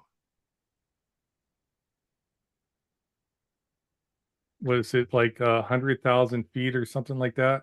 What's this have to do with pink clouds? What's it have to do with pink clouds? So when you look through a distance, you're looking through the atmosphere. You're actually seeing the sun after it's already set because you get atmospheric refraction that lifts the sun up more than it actually is set. But that's a different phenomenon. But the coloring you're seeing is through the layers of the atmosphere. Sunlight is not colored, right? Yeah. It's white, where it's all the colors. So why aren't the clouds skies, pink? What? Why aren't the clouds pink in that picture? There's no pink clouds on that picture. Because you're not seeing a sunset. You're not, the people right there on the Terminator line are not seeing a sunset. No, the people on the moon are not seeing a sunset. Okay, but the people that they're looking at on the Earth, they are seeing a sunset if they're on the Terminator line. They are seeing the sun through the atmosphere. You're not. Yeah, but you're looking at them and they're seeing a pink cloud, but the sky is turning pink, but you're looking down at them and the sky's not turning pink. The light coming to their eyes through the atmosphere is changing color.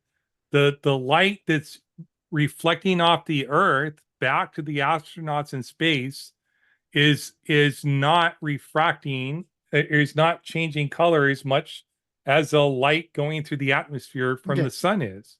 In order for the light to do this, it's got to pretty much kind of turn at like a 90-degree angle there, because it's coming down, it's going through the atmosphere, it's getting all of that kind of the Rayleigh scattering through the Earth, and then all of a sudden it's got to turn in order for you to see it. That's kind of what it has to do. Because you're over there on the moon, and the Earth is in front of you, and then there's the sun, which is way up above you. So the sun in that picture was not behind them. The sun was not behind the astronauts in that picture. Okay, it was above them, and it was above them in the picture of the Earth as well. So that sunlight is coming down and it's traveling through the Earth's atmosphere. Yeah. Okay, and then in order for you to see it, that has to get reflected back to the camera. No, it's and the not camera reflecting. is right in front of it, and so it's got to do that 90-degree angle thing there. And so that light, it's still going to get the Rayleigh scattering there, going through the Earth's atmosphere. It's still going to turn pink, but you're not seeing it. No. Why would it turn pink? And first of all, it's not reflection. It's the globe Earth claim. It's not turned pink because of Rayleigh scattering. It's not it's not the globe Earth claim. You're making Rayleigh it up. Scattering is a globe Earth claim. That's when you're on the planet looking through the atmosphere across the surface of the Earth. The astronauts that are on the moon are not doing that, and what you are seeing is called albedo. You're not seeing reflection. The photons. Albedo is not reflection anymore, because before you said albedo was reflection. You've changed your mind on that? I didn't say it was reflection. I asked you a question, but anyways, so to understand it better, a lot of people will reduce it to reflection. It's not reflection. What's happening is that the heat, or the EMF of the sun is hitting stuff and absorbed into the atoms, which is exciting the electrons on the things. And when the electrons get excited, they release photons, which is light. So what you're seeing is what's being released from the surface. So the color you see of my skin is what's being released, not what's being reflected. Reflection is like off a mirror surface or something like that, where you can get the reflection off of it. But what you're seeing here is my skin is releasing photons. Okay, and to be more the precise. atmosphere would not release any kind of pink light towards the viewer. You're not seeing the sun through the atmosphere. Not seeing the sun through the atmosphere. Yeah. But you're Except seeing the moon. atmosphere. You're seeing the atmosphere, but it's not from the the sun moon. from the atmosphere. Yeah, so that's why I asked you how thick the atmosphere was. Because when you look at the sun from the surface of the Earth, not only are you looking through how thick the atmosphere is above the Earth, right? But you're also looking at it through horizontally through the Earth too. So if the sun is setting over here, you're looking through all this atmosphere and out of the atmosphere. So you get all this refraction that creates different lighting effects for certain periods of time during the day. And it doesn't happen all day long. It just has to go through enough atmosphere, the right height, to get the certain colors that you see. They're pretty cool during sunsets, that the astronauts are only seeing the light coming straight down. So what the astronauts are seeing is exactly what you see when you're during daylight, because they're just seeing the light reflecting off the Earth. They're not seeing a sunset. Now, I think there are images from the ISS of sunsets. Sunset from ISS. We can maybe look at those. Ooh, So look. if they see the pink sky from the ISS, and they're seeing the red hues on the ISS. It should, if they can see it, then why don't they see it on the moon?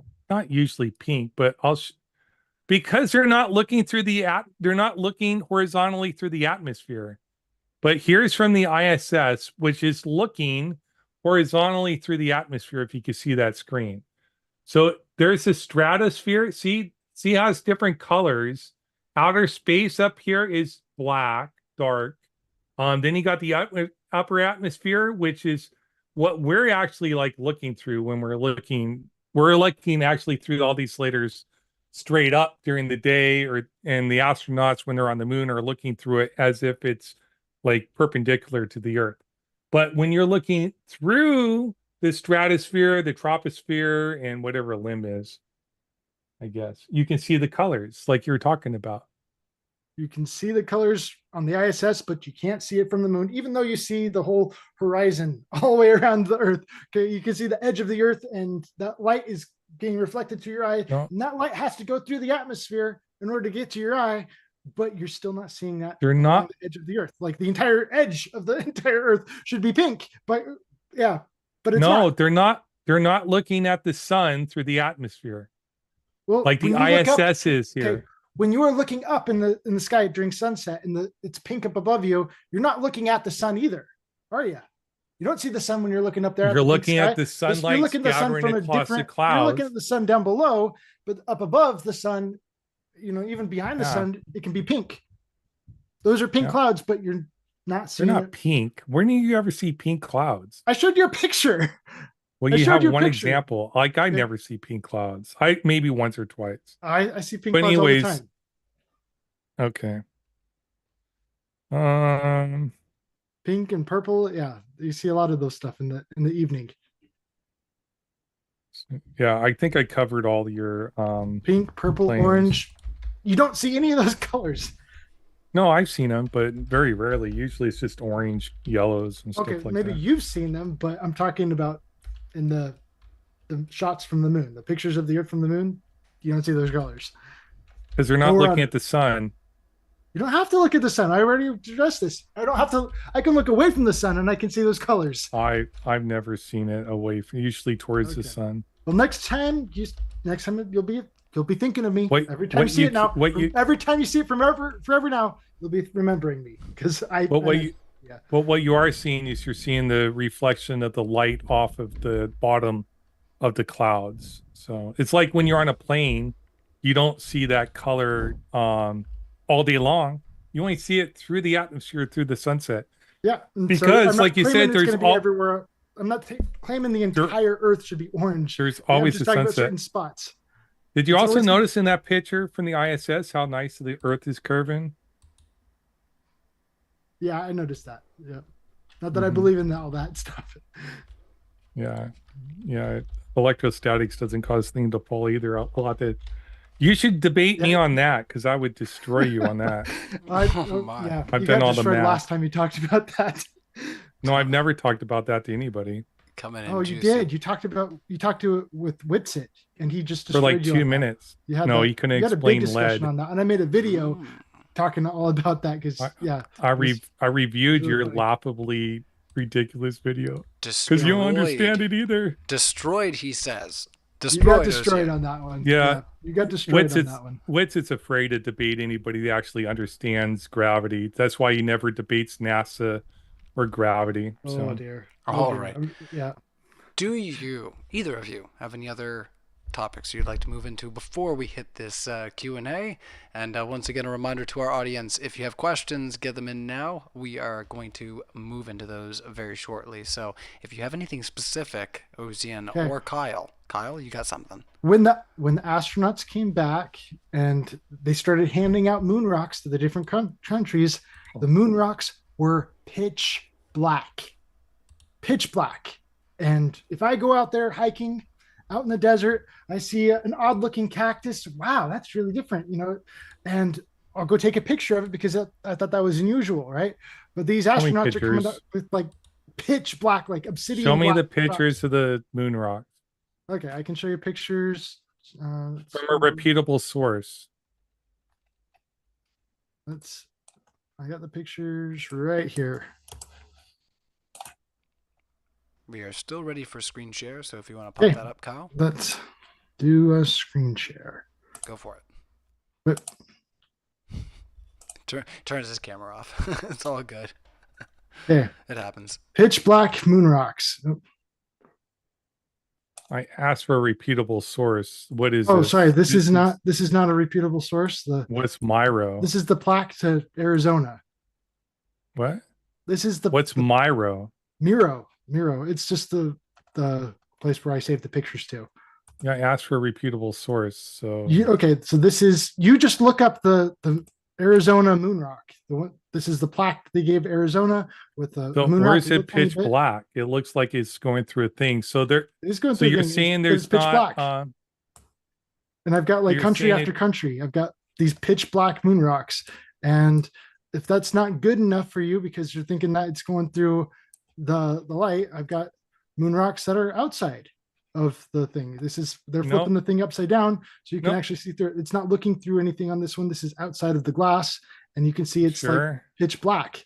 Okay, pitch black. Why are they pulling back pitch blacks without any kind of footage of finding black rocks on the moon? You look around on the moon and you see nothing. That's my cactus, my odd looking cactus there that I found out in the desert. And I'm like, oh, wow. Yeah, that's pretty interesting. I'm going to take a picture of that. Okay. But if you're out on the moon and it's all white, you come across a pitch black moon rock, I'm going to say, wow, that's different. I'm going to take a picture of that. But you don't see any pictures of them finding black moon rocks on their moon. So this is the problem with people like this. They show a picture that they not just one. I got a lot of pictures. Know what it is. So if you can stop your screen share, I'll show you reliable sources. Okay, like let's see. This is phys.org. No, you're still sharing. I don't want to leave the meeting. I'm trying to figure out how to. You just go to the top, hit the green button. I hit it. No worries. Oh, thank you. Okay. So here there are several different types of moon rocks that are on Earth. Here's, if you share my screen, here's one sample of moon rocks. So the moon actually, as far as we know, actually struck the Earth. So they're going to have a lot of the same type of material you're going to find on the Earth. There's no one specific type of moon rock. I don't know is this sharing? It is, isn't it? So here's another moon rock from NPR News that NASA cut open, and you can see there's different colors from the outside to the inside, a much darker color. So maybe there's something oxidization going on with that particular rock. I don't know what, but you never showed any provenance for that particular rock. There's a black one right there. Yeah, so there's a black one. There are multiple colors of rocks. You'd expect it to be the moon gray, but black, pitch black, with no pictures of them actually finding it on the moon. If I wanted to say that this is actually from the moon, I want to just really source it up to actually say this is the place exactly where I picked up the rock, to show evidence and proof that it actually came from the moon. How do you know how did you look? It doesn't look like you looked. I did. Then why didn't you provide the evidence? Okay. The evidence of them not having any sources is nothing. You should have provided that then. You should have shown that you did your research to show there was no provenance for these rocks. You didn't do that. And those rocks, how do you know they came from the moon and they didn't? How do you know they were brought back President from astronauts? Nixon, if you trust him. Yeah. President Nixon is the one who went and distributed these rocks to the different countries and states. Every state in the United States at the time got their own little moon rock on a plaque, just like the ones I showed you there. And if you look at them, what type of rock is it?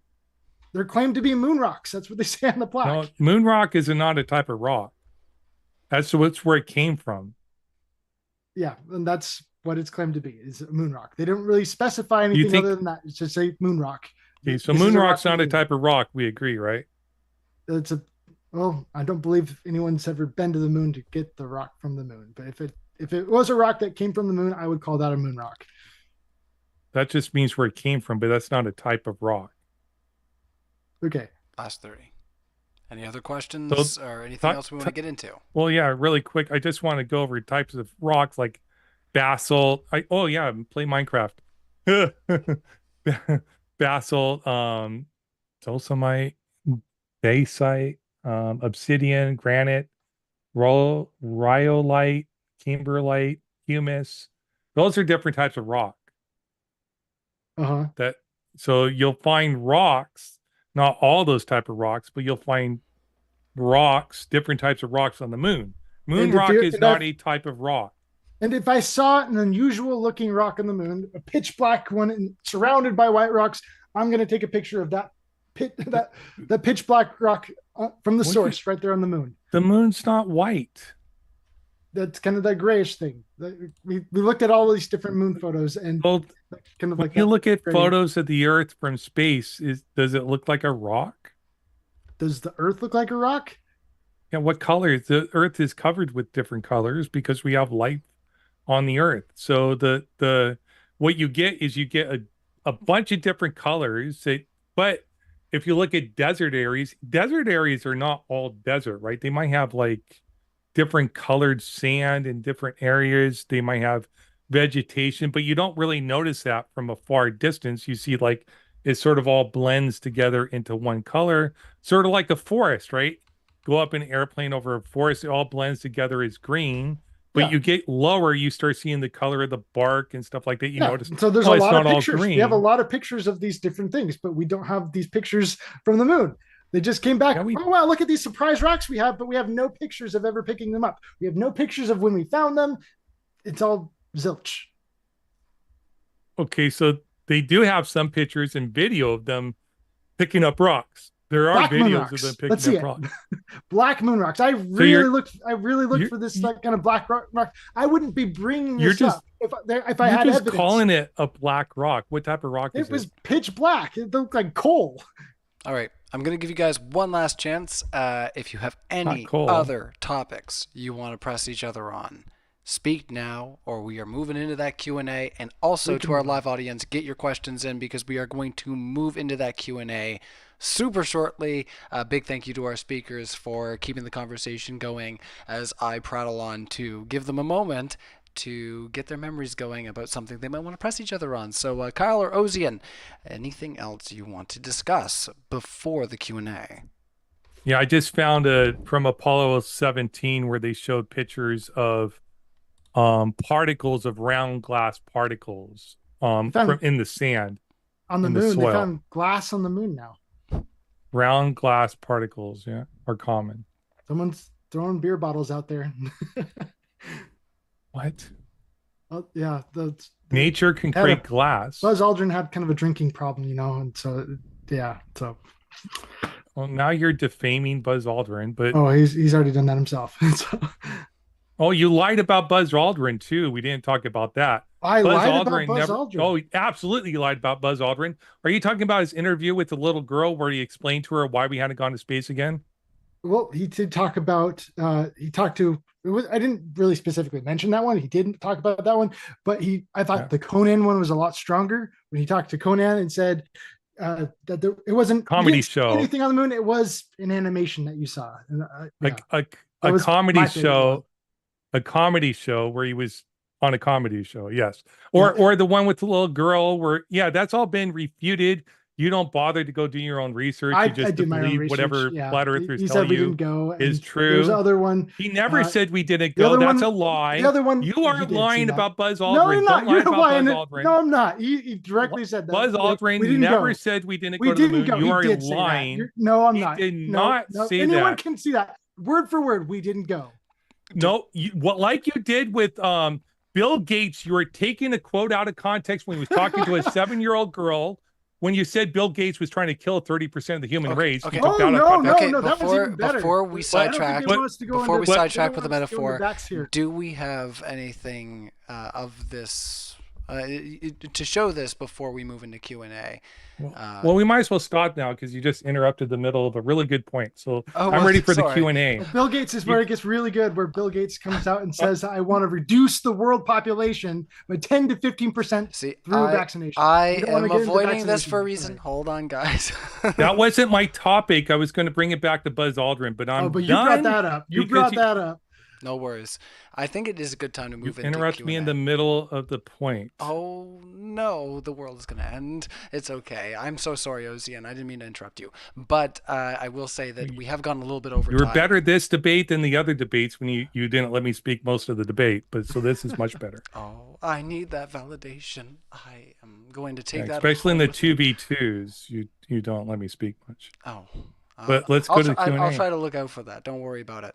All right, so we got questions coming in. Richie Constitution says, right from the beginning, says, Ryan, where can I listen to the entire intro song that's on my YouTube channel? I already commented back to him. It's called Until We're Gone by Cosmic Breach. That's my one little pitch.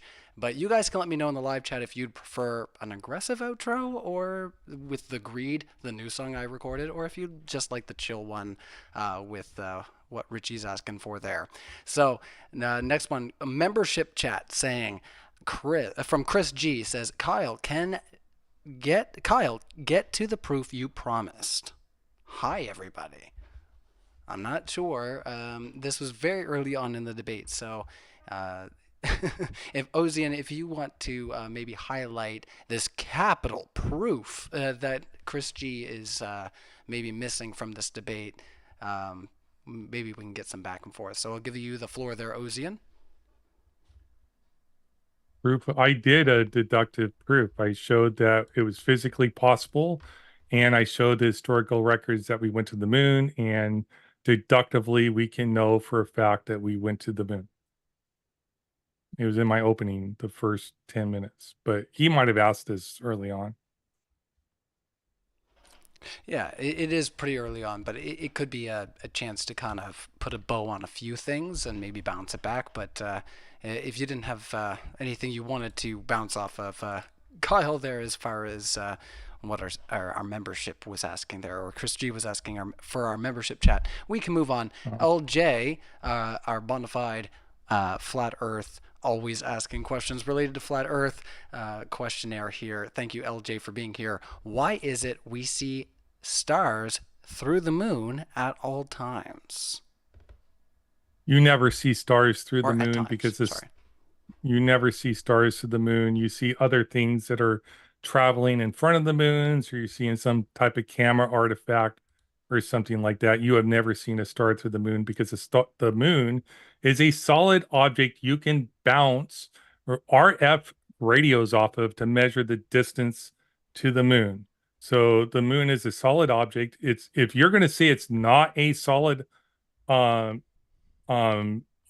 that's orbiting the Earth, that's your burden to justify, because we have substantial evidence, including eyewitnesses that sent cameras there 3 days ago, that just landed on the dark side of the moon, people that have gone to the moon, military veterans, sailors, wonderful people, beautiful people that are honest and don't lie and that get defamed by people like Kyle Adams and his ilk every day. They say they said something they did not.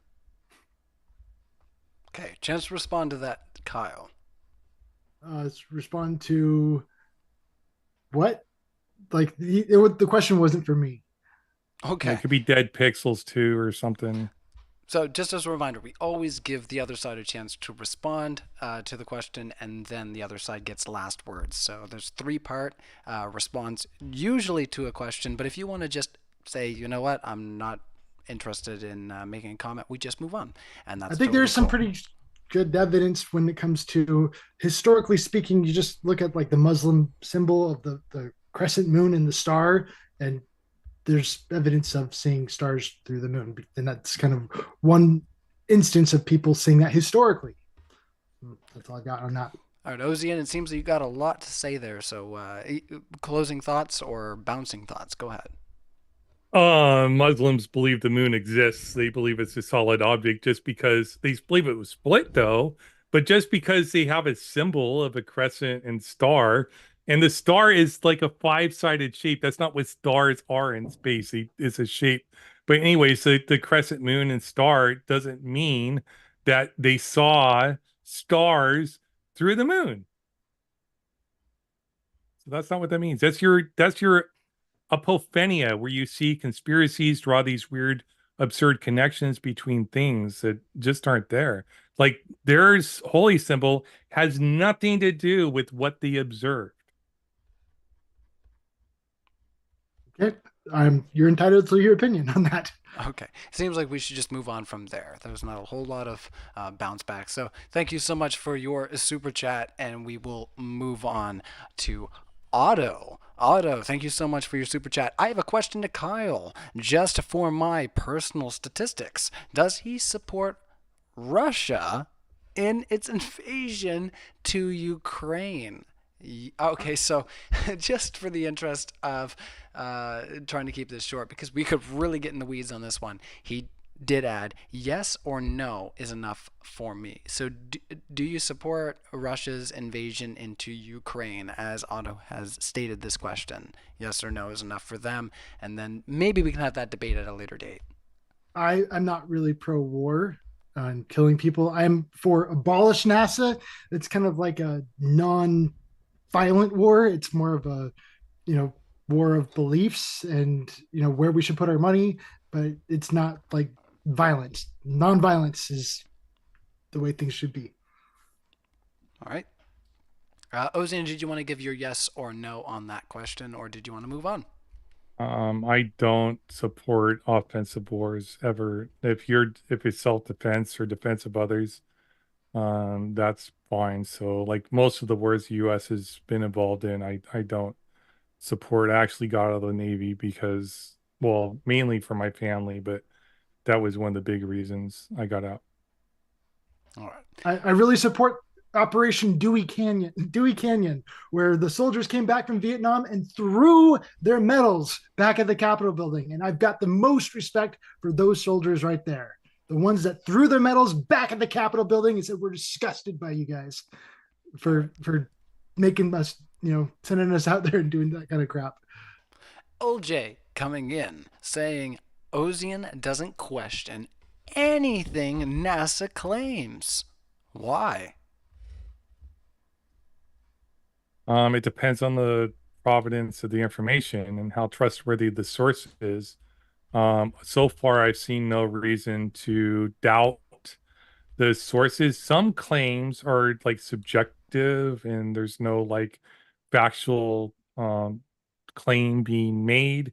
So those, is a little different. But I've actually worked at a JPL site. Like I actually got a job offer to go work for NASA. I mean, I trust them. I don't know why we wouldn't. Their only motivation is to expand human knowledge. Any thoughts over there, Kyle? Misdirect human knowledge is much more accurate. Yeah, the whole thing with MK Ultra was pretty severe, and the whole Jack Parsons involvement, Operation Paperclip. There's like so much blood on their hands in so many ways that it's just not cool. All right. Any closing thoughts, Ozien? Association fallacies, conspiracy theories, defamation towards them about MK Ultra. MK Ultra, we already know what that was. It had nothing to do with NASA. True. So. All right. Well, thank you so much for your super chat there, LJ. And keep them coming in, everybody. We appreciate the super chats. They're going to keep the conversation rolling along and also bring up new juicy subjects that maybe we didn't touch on. So if you've got a question, get a super chat in, and we will make sure that we read it before the end of the debate. Hate Stairs is trying to trigger me here in the live chat with their super chat saying sex, the number of the beast. All right, you got the Iron Maiden out of me. Says spooky number. Yes, very spooky. Unless you like metal. Old metal's getting kind of cheesy for a lot of people, but I still love it. And I don't think there's much else to say there. Hate stairs. So thank you again. And everybody who hasn't already, hit the like button and share this out in those juicy, contentious spaces. You like to have these discussions.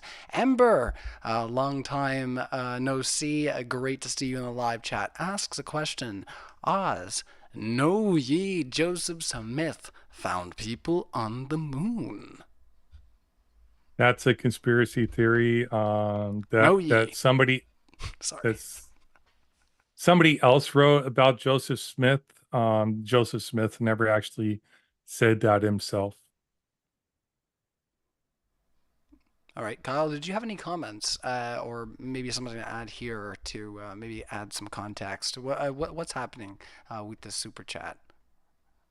I don't know what's going on.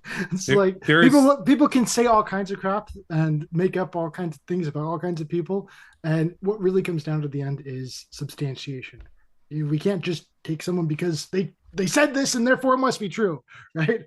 And that's kind of the whole thing here with Ozien here. Is he's got all these testimonies and, oh well, this person said so, therefore it must be true. And yeah, it doesn't quite work that way. Oh, okay.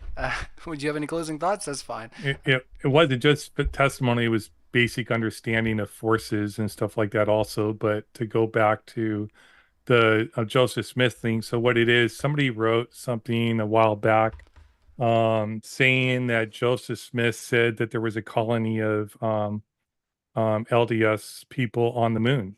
But the provenance of that is false. There's no record of Joseph Smith ever making that claim. It was somebody else and something they wrote that made the claim that Joseph Smith did.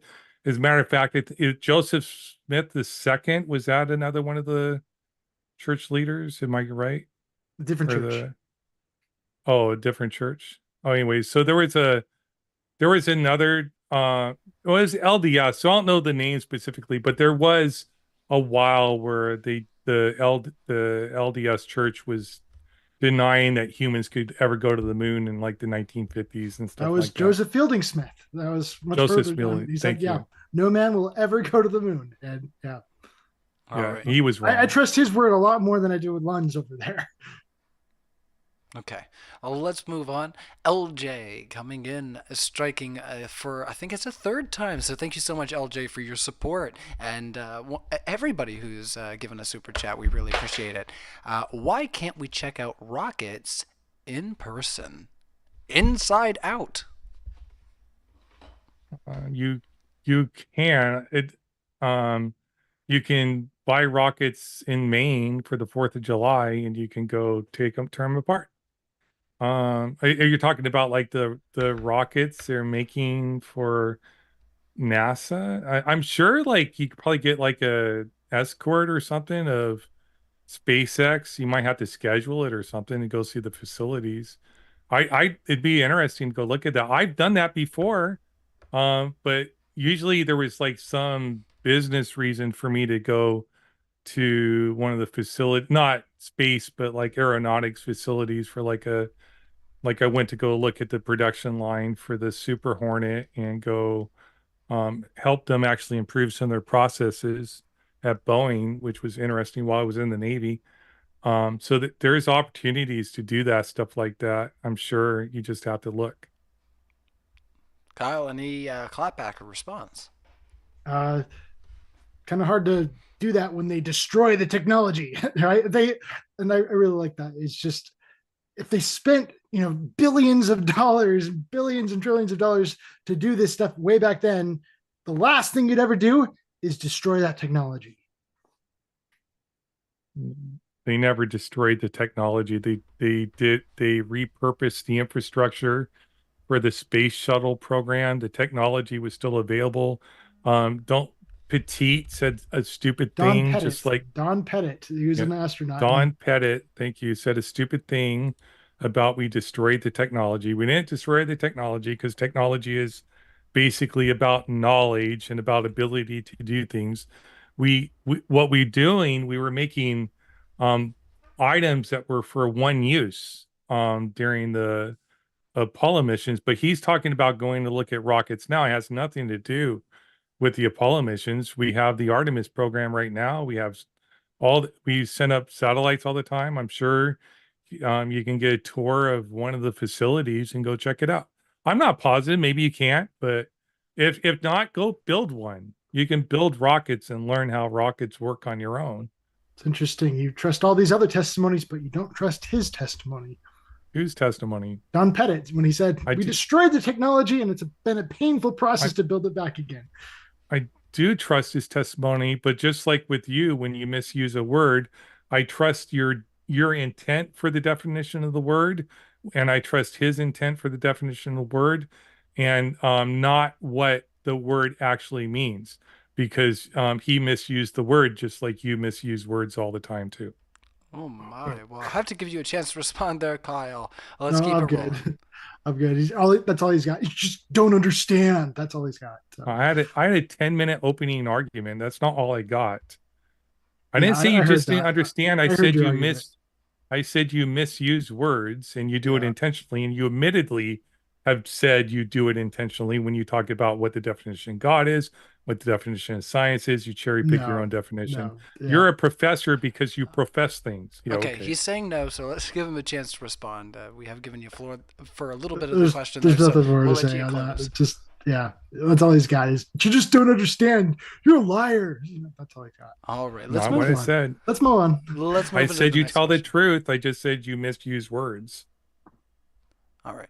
I think it's a good point to move on there. Evan Lord coming in saying, Mr. Ozien, does it worry you that 1/3 of all votes said the moon landing was faked?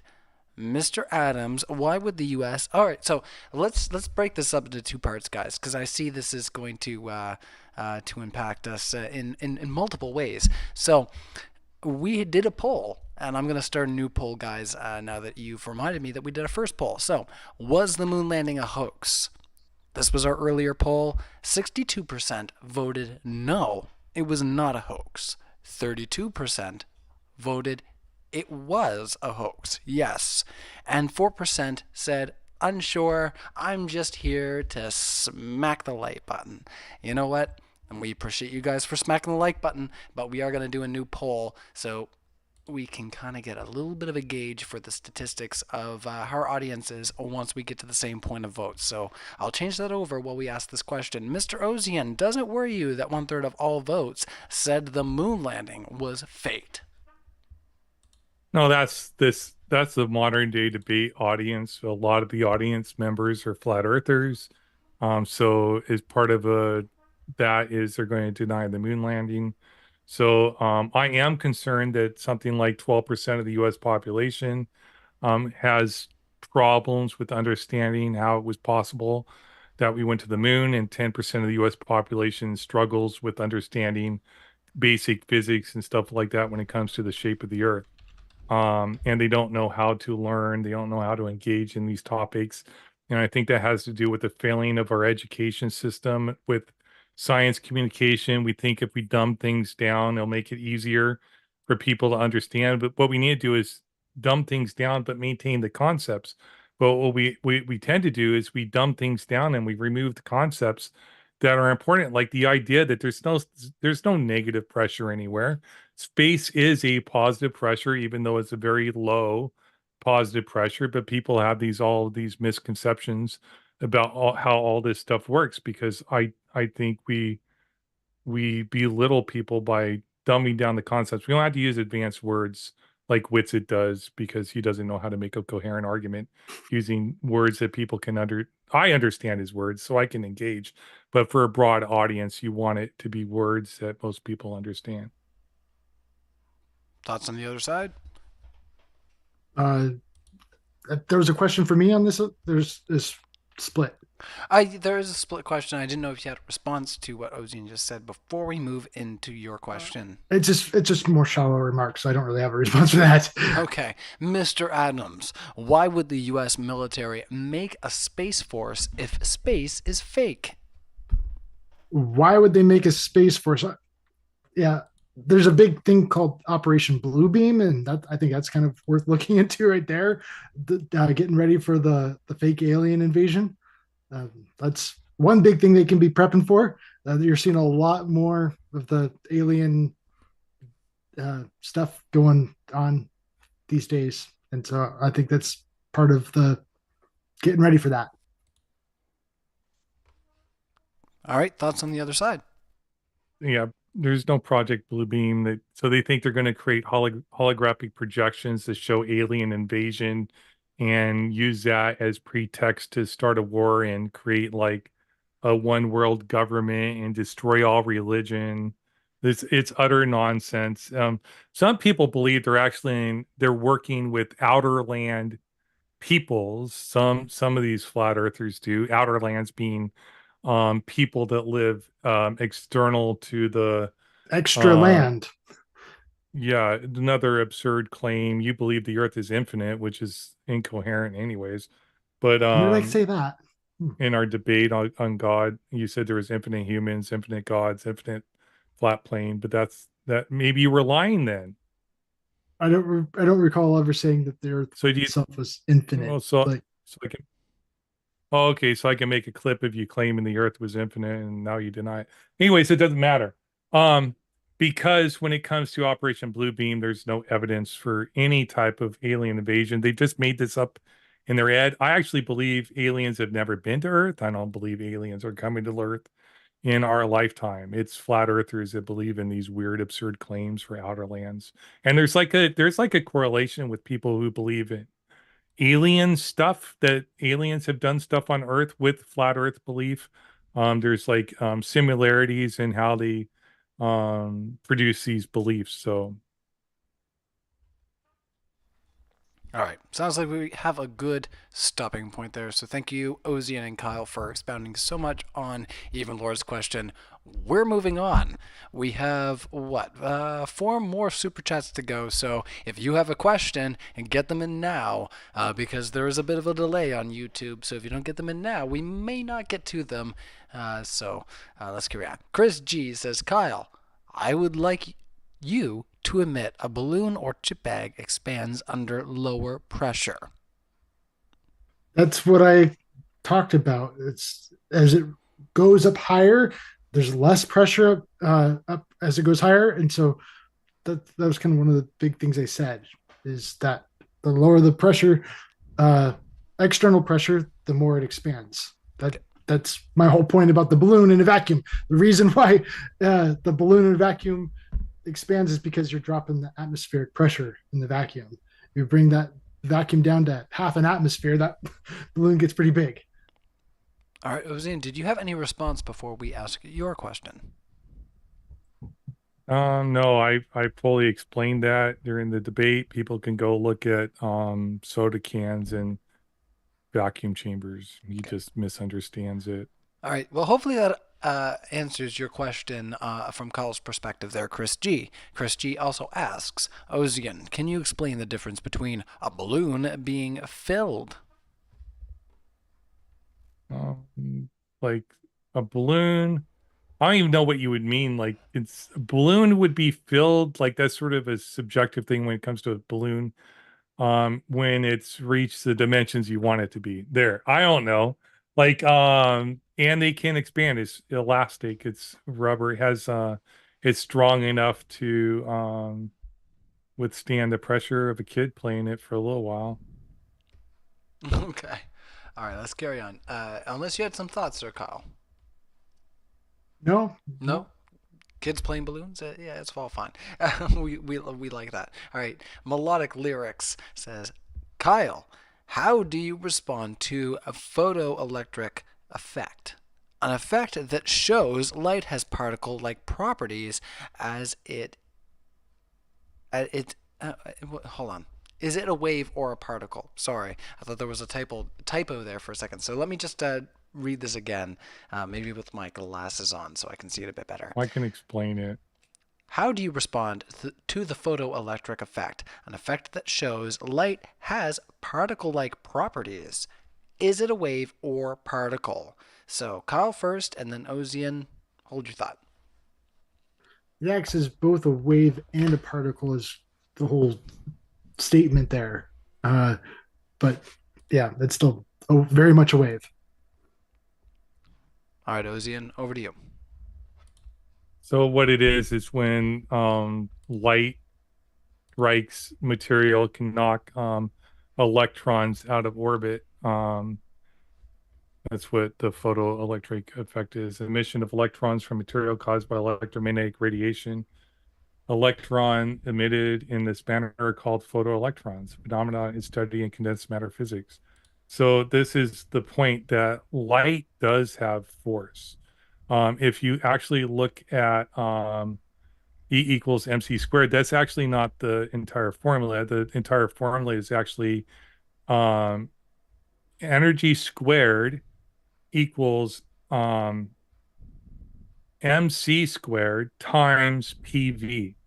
So for photons have zero mass, so that first part goes away.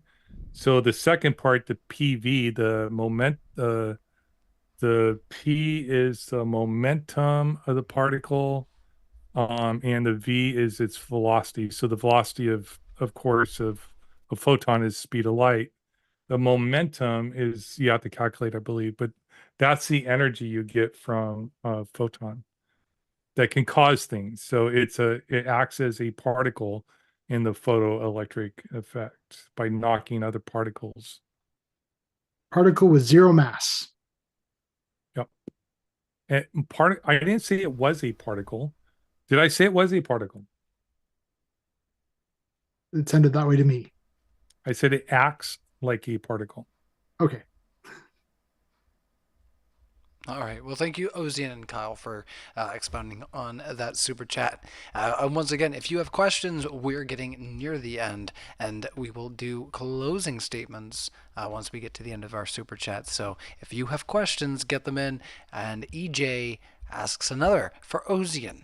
Have you investigated anywhere on the web outside of NASA sources for accurate measurements of the energy flux in the Van Allen belt?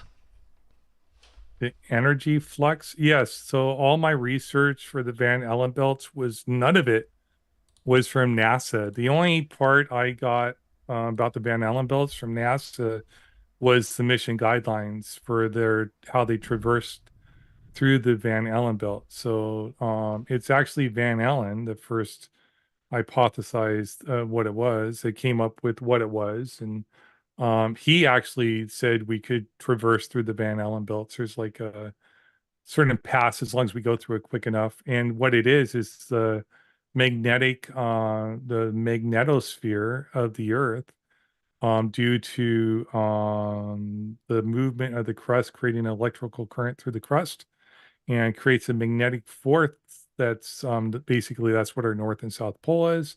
That creates this magnetic field. If you've seen the normal bar magnet creating the field lines going out, you see it with little iron filings and stuff. Pretty cool stuff. That's how we know magnetic lines of flux don't move. For a bar magnet, they don't move. They're static, so they can't cause anything else to move. Really, they can only form in that shape. But and what it does is it captures solar winds like alpha and beta particles, which is both protons and neutrons and electrons. No, protons and electrons. Whatever, I got it wrong. Neutrons and electrons. Did you have any response there, Kyle, or anything to add to this question here? I don't know. It's kind of like.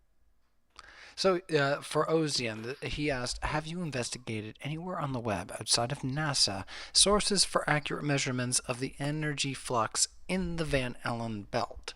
So did you have any context to add there? I don't really believe in the Van Allen belt, so it's not really relevant to me. All right, you got it. So thank you so much, EJ. Alex asks, and we have a lot of likes for this, and this is a total side rail. So I almost feel like we should set a 1 hour timer just for this one question. Alex, what are you doing here? They ask, how do the Antarctic and Arctic have a 6-month night-day cycle on a flat Earth model. Oh my, go, Kyle. What Well, have we you have done? this firmament. We have a firmament that shines light and it refracts the light that passes through it. And that's a huge part of my flat Earth model. And I've got demonstrations of this firmament and how it can create a 24-hour sun period in the Antarctic region. I've got demonstrations of that. And so there's a big thing going on right now of let's go to Antarctica to try and disprove the flat Earth. And my model directly has the seasons built into it and explained into it. And in fact, I don't know how to explain this whole thing without there being a 24-hour Antarctic sunlight. And so that's like I just don't know how to explain my model without it. And so if anything, to prove my model wrong, you would be having to say there is no Antarctic 24-hour sun. But I know my model is a little bit different than other flat earthers out there. Maybe it's just further away Antarctica. I don't know. Yeah, we'll find out. So Do you think everybody sees the same sun? yeah, though they do see it in different locations. Even Neil Tyson acknowledges that much, that we see an apparent sun during the sunset and that the sun gets refracted as it passes through the atmosphere. Even Neil Tyson acknowledges that. But we can measure that. We know how much the refraction is. Yeah, and that's kind of off beside the point. The point That has was nothing to that do with seeing a sun for 6 months in South Africa or South America or Antarctica. How do you explain seeing the sun itself for 24 hours a day for 6 months? Or not 6 months, but for 24 hours a day during the peak of summer. How do you explain that in Antarctica? with a demonstration I've got on my channel of So, the but seasons. it also, so how did you measure it for the elevation angle for every location? I don't have to measure it for every location. Calculate it. I just demonstrate that it's possible. That's all I do. So you didn't demonstrate that we could see it in the, you didn't I just said I demonstrate at what demonstrated it, and you're saying elevation I didn't angle. demonstrate it. And so that's kind of No, what you're I going. asked you, how did you calculate the elevation angle of the sun for the northern hemisphere during the day at the same time they have a 24-hour sun in the southern hemisphere? I just demonstrated it. Just kind of like I demonstrated the whole thing It's with not a the inverse demonstration. square law of light. The whole inverse square law of light thing was a demonstration that I didn't have to show you any kind of math to prove it. I just showed you that this is what it is at 50 feet. And if I wanted to, I could go up. This is what it looks like at 100 feet. And if you actually watch the video that's attached to all of that, it actually demonstrates that it gets dimmer the farther and farther away it gets. I don't have to show any kind of math or calculations or anything like that. Yeah, you do. No, I don't. I just have to show you that it gets dimmer. This paper here is dimmer the farther away it is from the light source. That's Can you so I don't have roughly to get into explain, can you very quickly explain how you can see the sun for 24 hours a day from Antarctica? And remember, Antarctica is wrapping around your piece of planet. yeah. Right? So how can you see the sun at all locations at the same time around this disk, and you get day and night everywhere else Yeah, away from I've there? got it in a visual demonstration. I got it on video of, yeah, even David Weiss has got it on video of this whole thing happening.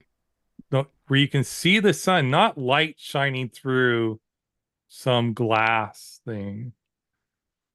What do you, so but then you're talking about seeing sunlight through coffee cup caustic, which doesn't explain it either. So you have to explain the day and night cycle for every place on Earth and a 24-hour sun at the poles. Yeah, I've got a great demonstration for it. So, yeah, you can Well, go check so it out. you can anytime. calculate. So you should be able to tell me at what time of the day, every day of the year, what elevation angle I should expect to see the sun, and it should match People your have made demonstration. analemmas for generations, and it's like the analemma isn't a new thing. The ancient Mayans were able to detect and make calculations. Despite them being flat earthers, they were able to know. They weren't flat earthers. They were flat earthers. No, That's they part of weren't. their cosmology. The ancient Mayans were flat earthers. Even No, they weren't. the Smithsonian comes out and acknowledges this. And so by Yeah, saying that because they they're weren't flat misusing the earthers, word. they're just disagreeing with the Smithsonian, which is totally fine. You are more than welcome to disagree with the Smithsonian. Because they're wrong. I can't even talk right now. Smithsonian. Okay. Smithsonian is making an equivocation fallacy because what it was a worldview. Worldview is about the world you know to exist. It's not making a claim about things you don't know of. So all they knew that existed was the local world that surrounded them. They had no concept of other continents beyond the waters. Yeah, then that's why they have a boomerang in there. They found a boomerang in the Mayan pyramids. What the heck does that matter?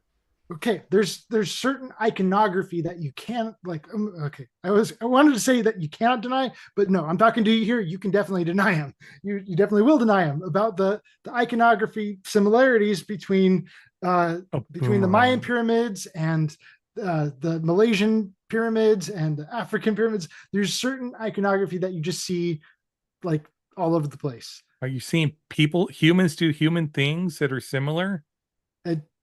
It's more than just similar. Humans do human things that are similar because we evolved as the same species. It's kind of like a logo. You're seeing the exact same logo kind of. Yeah, we have the same similar psychology, so we're going to come up with similar memes all over because we experience the same day and night cycle. We experience predators. We experience agriculture. So what's more telling is where the culture is located. If it's in a place of food density, prosperity, their cultures are going to be more similar than an arid cultures where they don't experience a lot of food density and stuff like that. And their cosmology is not just about what the shape of the earth is. Their cosmology is what they know is what they believe they know is true, which deals with their gods, which and the idea of what the lands were, it was either floating on the back of something or it was up on pillars on something, depending on the cosmology. So they both can't be true, right? And they could both be wrong, right? It could be false that we're on pillars. It could be false that we're floating, right? Both of those could be wrong. But now we got photos from space, so we know they're both wrong. We've understood they've been wrong to do with the for ancients thousands traveling. of years. All right. What does that have to do with the ancients traveling? You're just making a claim they're traveling based upon having similar They've got iconography. stepped pyramids. They got stepped pyramids with a little hut on top of the stepped pyramids, and then they got the dragon statues going down the stairs with the heads, and it's got the same kind of concepts here. It's more than just coincidence. All my children knew, without being taught, that when they saw somebody suffering, because they knew what helped their suffering was a comfort thing, like their little pacifier or their blanket or their toy. So when say that it was a teddy bear for the kid, right? So I have several kids.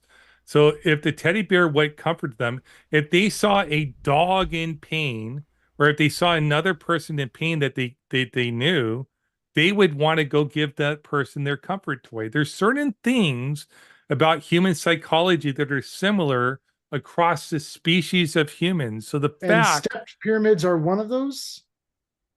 We need to build shelters. There's only so many ways you can build a shelter, and a pyramid design. Pyramid with dragons coming down the stairs. Not even shelters. You're seeing similar memes, and you're drawing a conclusion based upon similarities without showing the connection between the two claims. Until you can show the connection, you're not justified in believing there is a connection. This is apophenia. This is you seeing connections that are not there.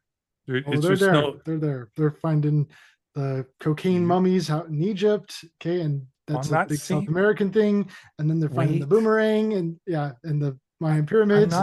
It's kind of one thing after another. There's the physical evidence of travel. I'm not denying the observations. but you're drawing the connection that it's evidence of travel. You need to show it's evidence of travel. It could be evidence of something else. It could be evidence of aliens. It could be evidence of God just put it there and just made us that way to want to do these things. It could be evidence of all types of different claims. Until you can show which one is true, you're not justified in making any claim. You're saying it must be because they traveled, because you're seeing similarity between culture. But I just gave examples. Are you where claiming human it's only species- evidence if it's proof? What? No. Are you claiming it is only evidence if it's proof? I'm saying you're not justified in drawing those connections just because you see similarities. That's You what need evidence more is. than that. Evidence is just that's it. You're Evidence finding this isn't whole drawing thing. conclusions. It's evidence. That's Okay. not what evidence is not drawing a conclusion. It's evidence that something might be the case. Okay. It's The girl's head evidence. felt warm, which was evidence that she might have a fever. That is Yes. evidence. Okay. And so we're Yes. finding I said it was. a boomerang in America Ah, dang. in like these ancient pyramids, and that is evidence that they might have been traveling between America Already- and Australia. I already conceded that fact. It could be evidence for the Okay, so claim, you but agree you it's can't, evidence then. Okay. you can't draw the conclusion that they did it based upon that evidence because it's too weak of Okay, well, evidence you to don't draw believe such that a conclusion. Science proves anything, do you? Or did you change your mind on that? No, logic proves things. So I prove things all the time. I You proved that we went to the moon. Okay, I I'm don't glad use you agree. science. I'm glad you You agree wait. that science proves things because You, it's huge. no, whoa. Why are you straw manning me, Kyle? You That's just told not me what that I you believe. said. You just said the word proof like a bunch of times there. You said that I believe Did I there's say proof it that we was went to the moon. science? We had Science four is words, not the only so we way. gotta go with what's going Well, on. so it's here. not. So you're making non-scientific claims and saying this is non-scientific proof that we went to the moon. Well, I'm not a scientistic. Are you? You don't Do you claim worship? to be, huh? I'm not a scientistic. You're not a scientistic. Yeah. Making up words now. Okay. No, that's not a made up word. That's a Scientistic. person. Yeah. Well, see, you don't have as broad of a vocabulary as I do. So scientistic, and this Leo actually taught me this word. But thank you, Leo Filius, if you're watching this. But a scientistic is a person who believes scientism is the best way to obtain knowledge, that they believe the best or only way that we can obtain knowledge is through the scientific method. I don't make that claim. I think there's lots of ways to obtain knowledge. History is not obtained. Knowledge about history in the past is not based on science. It's history. I think But you've I got a can weird know definition of science that you're just kind of going with. Nope. If it's I'm if it's using a the process standard, that you're not your using made to up gain one. knowledge, that is science. It doesn't have to be No. the exact scientific method. But if you're gaining knowledge, okay, that is what No. science is. Science actually No. means knowledge. No, it That's doesn't. all about. Yeah. Knowledge means to This- justify true belief. Knowledge means justify true belief. Okay. No, science is systematized knowledge of the world in general. Okay. Systematized knowledge. That's what science is. Nope. Science is a methodology to obtain knowledge about the natural world. Uh-huh. And you're just saying it's a very specific methodology. Yeah, when we're talking in this domain about a debate about how we obtain knowledge, do you believe the only way we can know things is through empiricism? As in like observing things.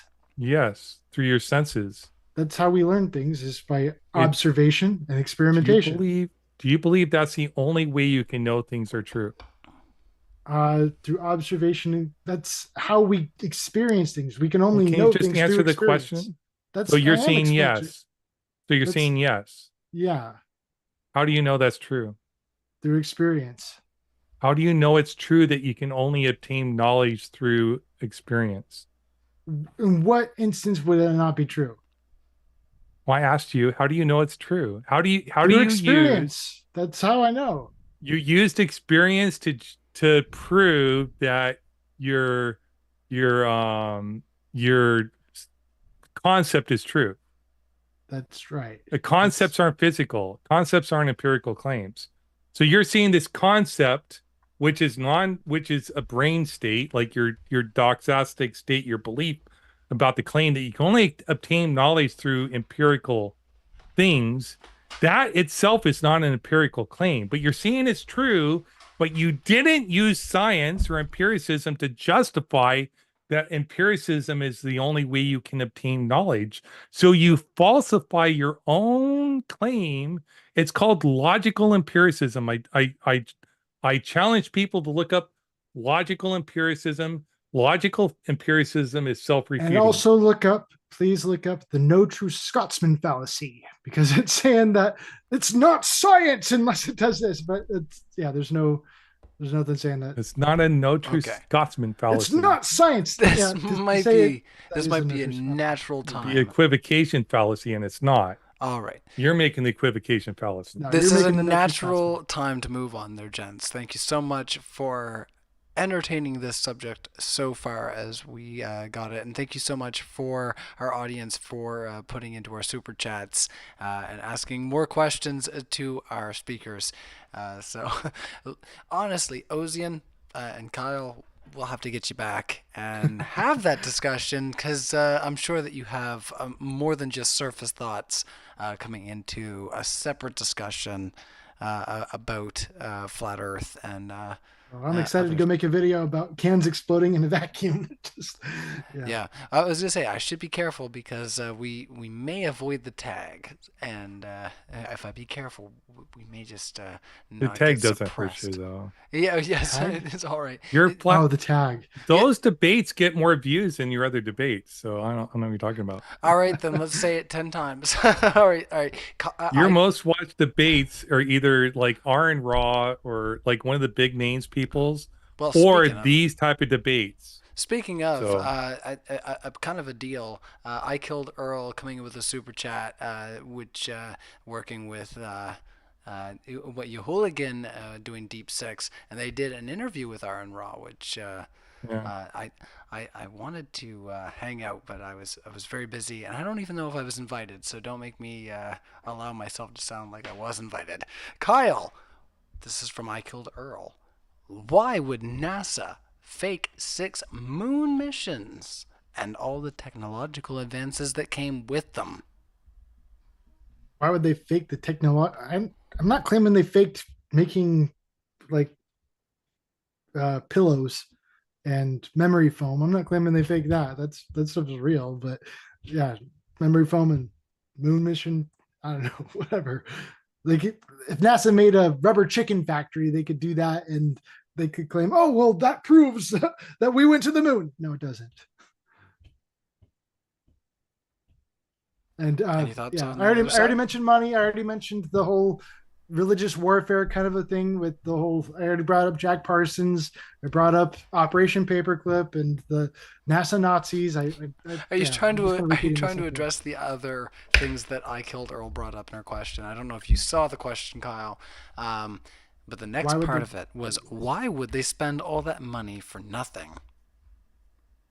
I don't think they spent it for nothing. They definitely pushed their agenda along pretty well. And I think with as many people as diehard believers of the whole thing as are out there, I'd call that a pretty successful propaganda campaign. All right. And any thoughts over there, Ozien, before we move to the last part of I Killed Earl's question? I think it's the dumbest conspiracy in the world to pretend like we can go to space to waste money. There's all different other types of way we can like why don't we just pretend like we can't go to space because of Van Allen bell radiation? Like if they want it, because they can make money so many other ways and hide money so many other ways. You don't have to pretend like we go to space to do any of those things. But they don't push an agenda. You just presuppose space is fake, so you must deny that NASA is real. And the second part of the question, I think, was about and Operation Paperclip was before NASA. It happened before NASA. Yeah, so they Right. could build it. That was kind of part of the thing. Well, that's your claim. NASA was created by Eisenhower. Yeah, Okay. and Operation And Paperclip was part of and building. no Nazis started NASA. You don't claim Werner von Braun was a Nazi? He didn't start NASA. You don't think he was a big part of the whole, one of the head honchos of NASA? He was part of the development of the Saturn V rocket, Mm-hmm. And he was not a Nazi. NASA. He ran one department. He was a Nazi. He ran one department of NASA. That's it. And then he was, yeah, that's it. One department in NASA, right? One department in NASA. How many departments do you claim were there? I don't know. So there's like 20 different departments in NASA. It was kind of a big deal. I've looked at the he was org one of the big charts. deals. No, you claim he was one of the big spokesmen at NASA. He's not just a nobody there. I've got video footage of him talking to like the generals and the army head honchos. He was the department head. That's because before NASA started, he worked with the military on rockets, not with NASA. Then NASA started. NASA developed the rocket program, and he became the department head of that one program. That's it. So and yes, we shouldn't have hired Nazis because Nazis are deplorable, and the Holocaust happened, which executed approximately 6 million people because of their ethnicity and who they were. You agree with that, right? The Holocaust shouldn't have happened. Yeah, you agree 6 million people, something like that, died because of Hitler and all that stuff. I believe a lot of people died. I don't deny that people died. There you go. So you even deny that because you're what? I just said I don't deny that people died. And you're saying denying the number, denying the definition of Holocaust denialism is denying the number. Is part of the definition of Holocaust denialism. What point people did I can look up any kind of number? I never said anything like that. You're just straw manning me. You're just straight up straw manning. Oh yes, you are. You deny that. I'm like, I just said I didn't deny that. People died. Yeah, that's it. All right. Yeah, but I'm not gonna agree it was 6 million. Let's carry on, guys. There's one last part of I Killed Earl's question. Hi, Mark Reed. I see that you tagged me in the live chat there. Good to see you guys hanging out along with everybody else. If you haven't hit a like button already, smash it. It doesn't hurt it. You can click it over and over again, but I don't recommend it because sometimes it ends up not liked, and we don't like that. So Mark Reed says hi, thank you. Mark, let me know what you're up to. We'd love to see you on the show. What is the point of this conspiracy? I think we may have touched on that. A lot. An agenda. Big agenda. Did you want to expand on that a little bit, Kyle? We'll give you some time if you wouldn't. No. I think I've done my part in that. There's a big agenda in there. Don Keedick says, I love these debates. I added these debates, but I love debates, is what they said. I say these debates because I'm having a lot of fun. Hit the like button once again, everybody. And thank you, Don Keedick, for your super chat. We're moving on to the last question from Even Lord. Not much of a question. Once again, just a compliment. Ozien grows on me every time I see him debate. Well, that seems nice. But at the same time, if you have a physical Ozien growing on you, I've met Ozien. You're what, 6'4"? That's a big growth. You should probably see the doctor. If you have Medicare, that's great. Awesome. I felt like I always had this like image of Aaron Rod, this big, huge, giant dude, until I went to lunch with him, and I was like, I guess he's still big. He's just like, it's all comparative, right?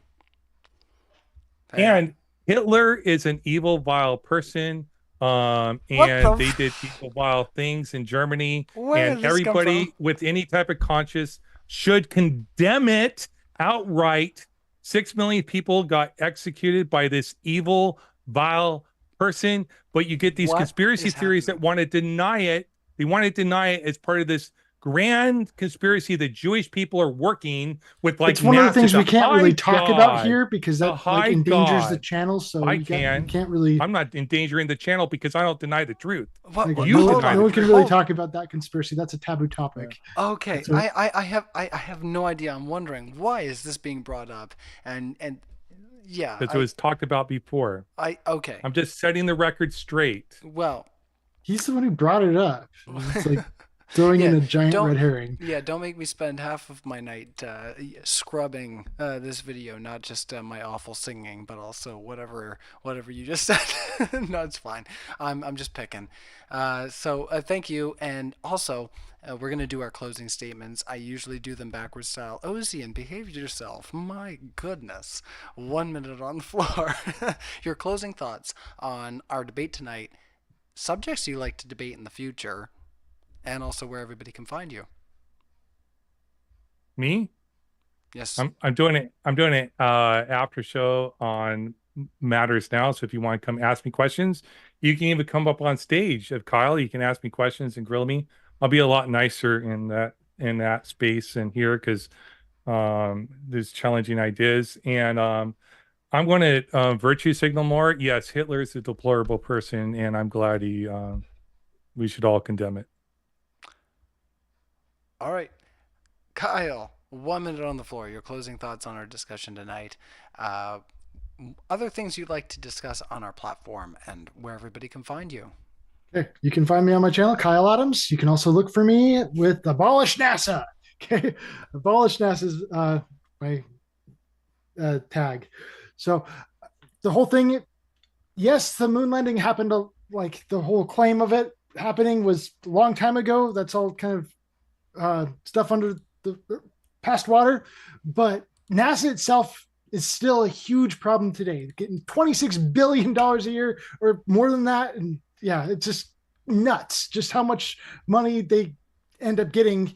And that's taxpayer dollars. Okay. There's a lot better things to put those taxpayer dollars than probing Uranus. Okay. Just forget it. Okay. We don't need to be, throwing money at probing Uranus. There's a lot better uses of money. So let's divert that money and cut the crap and put it in better places.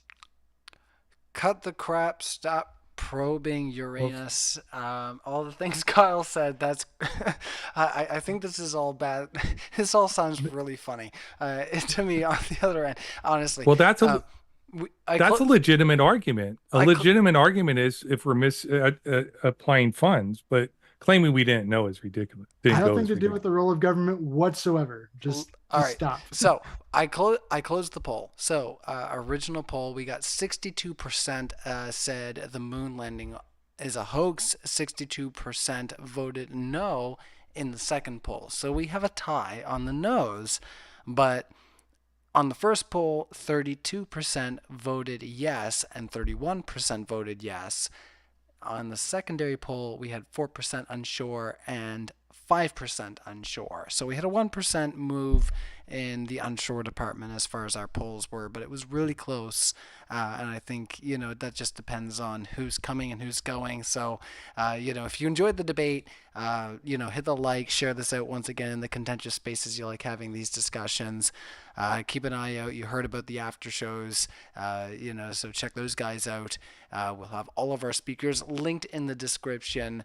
And once again, I'll close it out with some of... I'll do the chill music because we had the nice super chat asking where that was.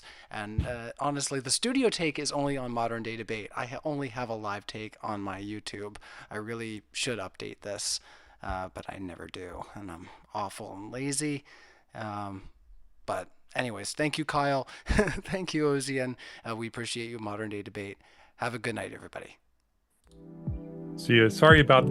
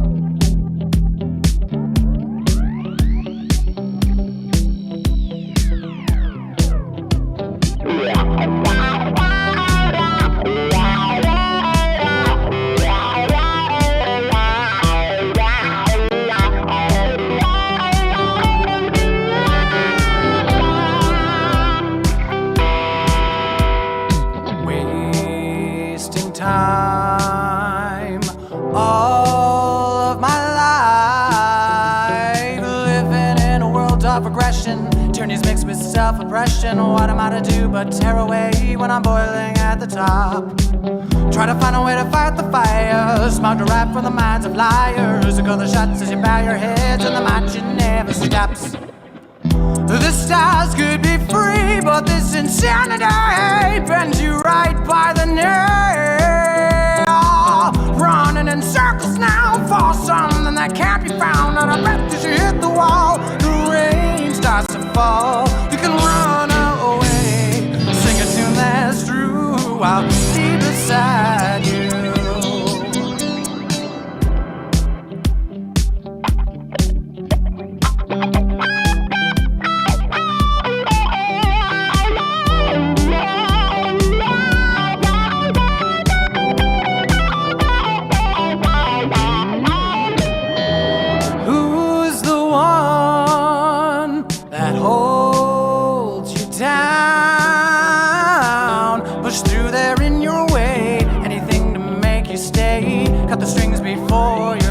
Starts to decay from tears of blood, regrets of laughter. Turn around as your heart beat faster. Your hollow shape as the faith begins to drop.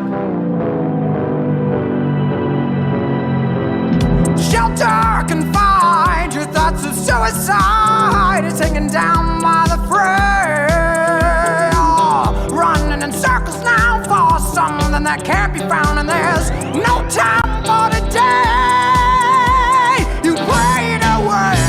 The world would be untrue. I will rise against you.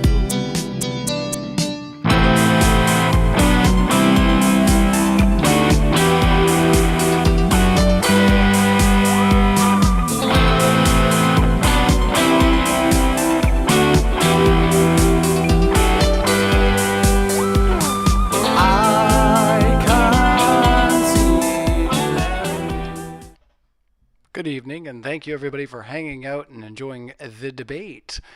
Yes, I am the worst. Don't worry, I don't care too much about that. I appreciate it. And Mark Reed, thank you for liking the stream and hanging out. Even Lord, thank you for your super chats, along with you as well. LJ, yeah, that was me singing a second ago in your ear, and I'm so sorry. You know, I can get pretty whiny when I'm singing music. That was actually from what, 6-7 years ago now, so maybe I should update the vocals on that. Now that I'm an older fella and I've got a deeper, more authentic voice and all that. No, I'm just joking around, guys. Honestly, it doesn't bother me at all. I enjoy what I did because I did it with one of my best friends. So if you guys have any suggestions for debate topics you'd like to see in the future, let us know in the live chat. I'm going to keep it open. I'm going to play out the rest of the nasty song. That's right, Fibroids. It's still horrible. Still so bad. But you're still going to have to hear it if you guys want to have a little discussion in the live chat. Honestly, when it comes to putting on the debates, it is sometimes hard to keep a totally hands-off position. Of course, you know that. Terrible moderation. Oh no, like I said, I'm here for your validation. I'm gonna cry. I totally care. It can be tough to keep a totally hands-off approach, but the whole point is to let people fall on their own sword. If they have good arguments, then that should rise to the top. If it's bad, then it should, unfortunately, just get squashed by the good arguments. So hopefully everybody hanging out in the live chat understands that, and James makes a lot better sense of it, of being the doctor that he is. I'm just a doctor's assistant, just a humble doctor's assistant. The channel is Ryan Thy Mod, Soul Watcher, so if you want to go bully me there, you can. It's fine. It's fine. Let's see. Who else is hanging out right now? Once again, a big thank you to Kyle and Ozien. They're going to be hanging out at the live show. Well, I don't think Kyle's going to be hanging out. I think he's got some family duties, as I do in the morning, so I got to get heading out here shortly. But Ozien is going to be hanging out. Matters now from the sounds of things. And yeah, I think we'll close it out. We're going to be back tomorrow, though. So if you want to watch a Christian versus atheist debate, I'm going to be hanging out there. And we will be, putting up polls, doing all the usual fun stuff we do.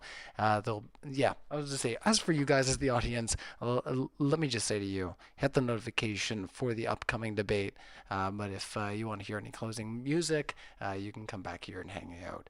I'll put my link in the live chat.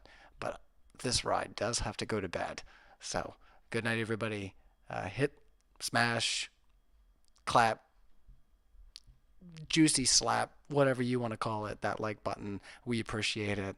And we will see you next time. Take care.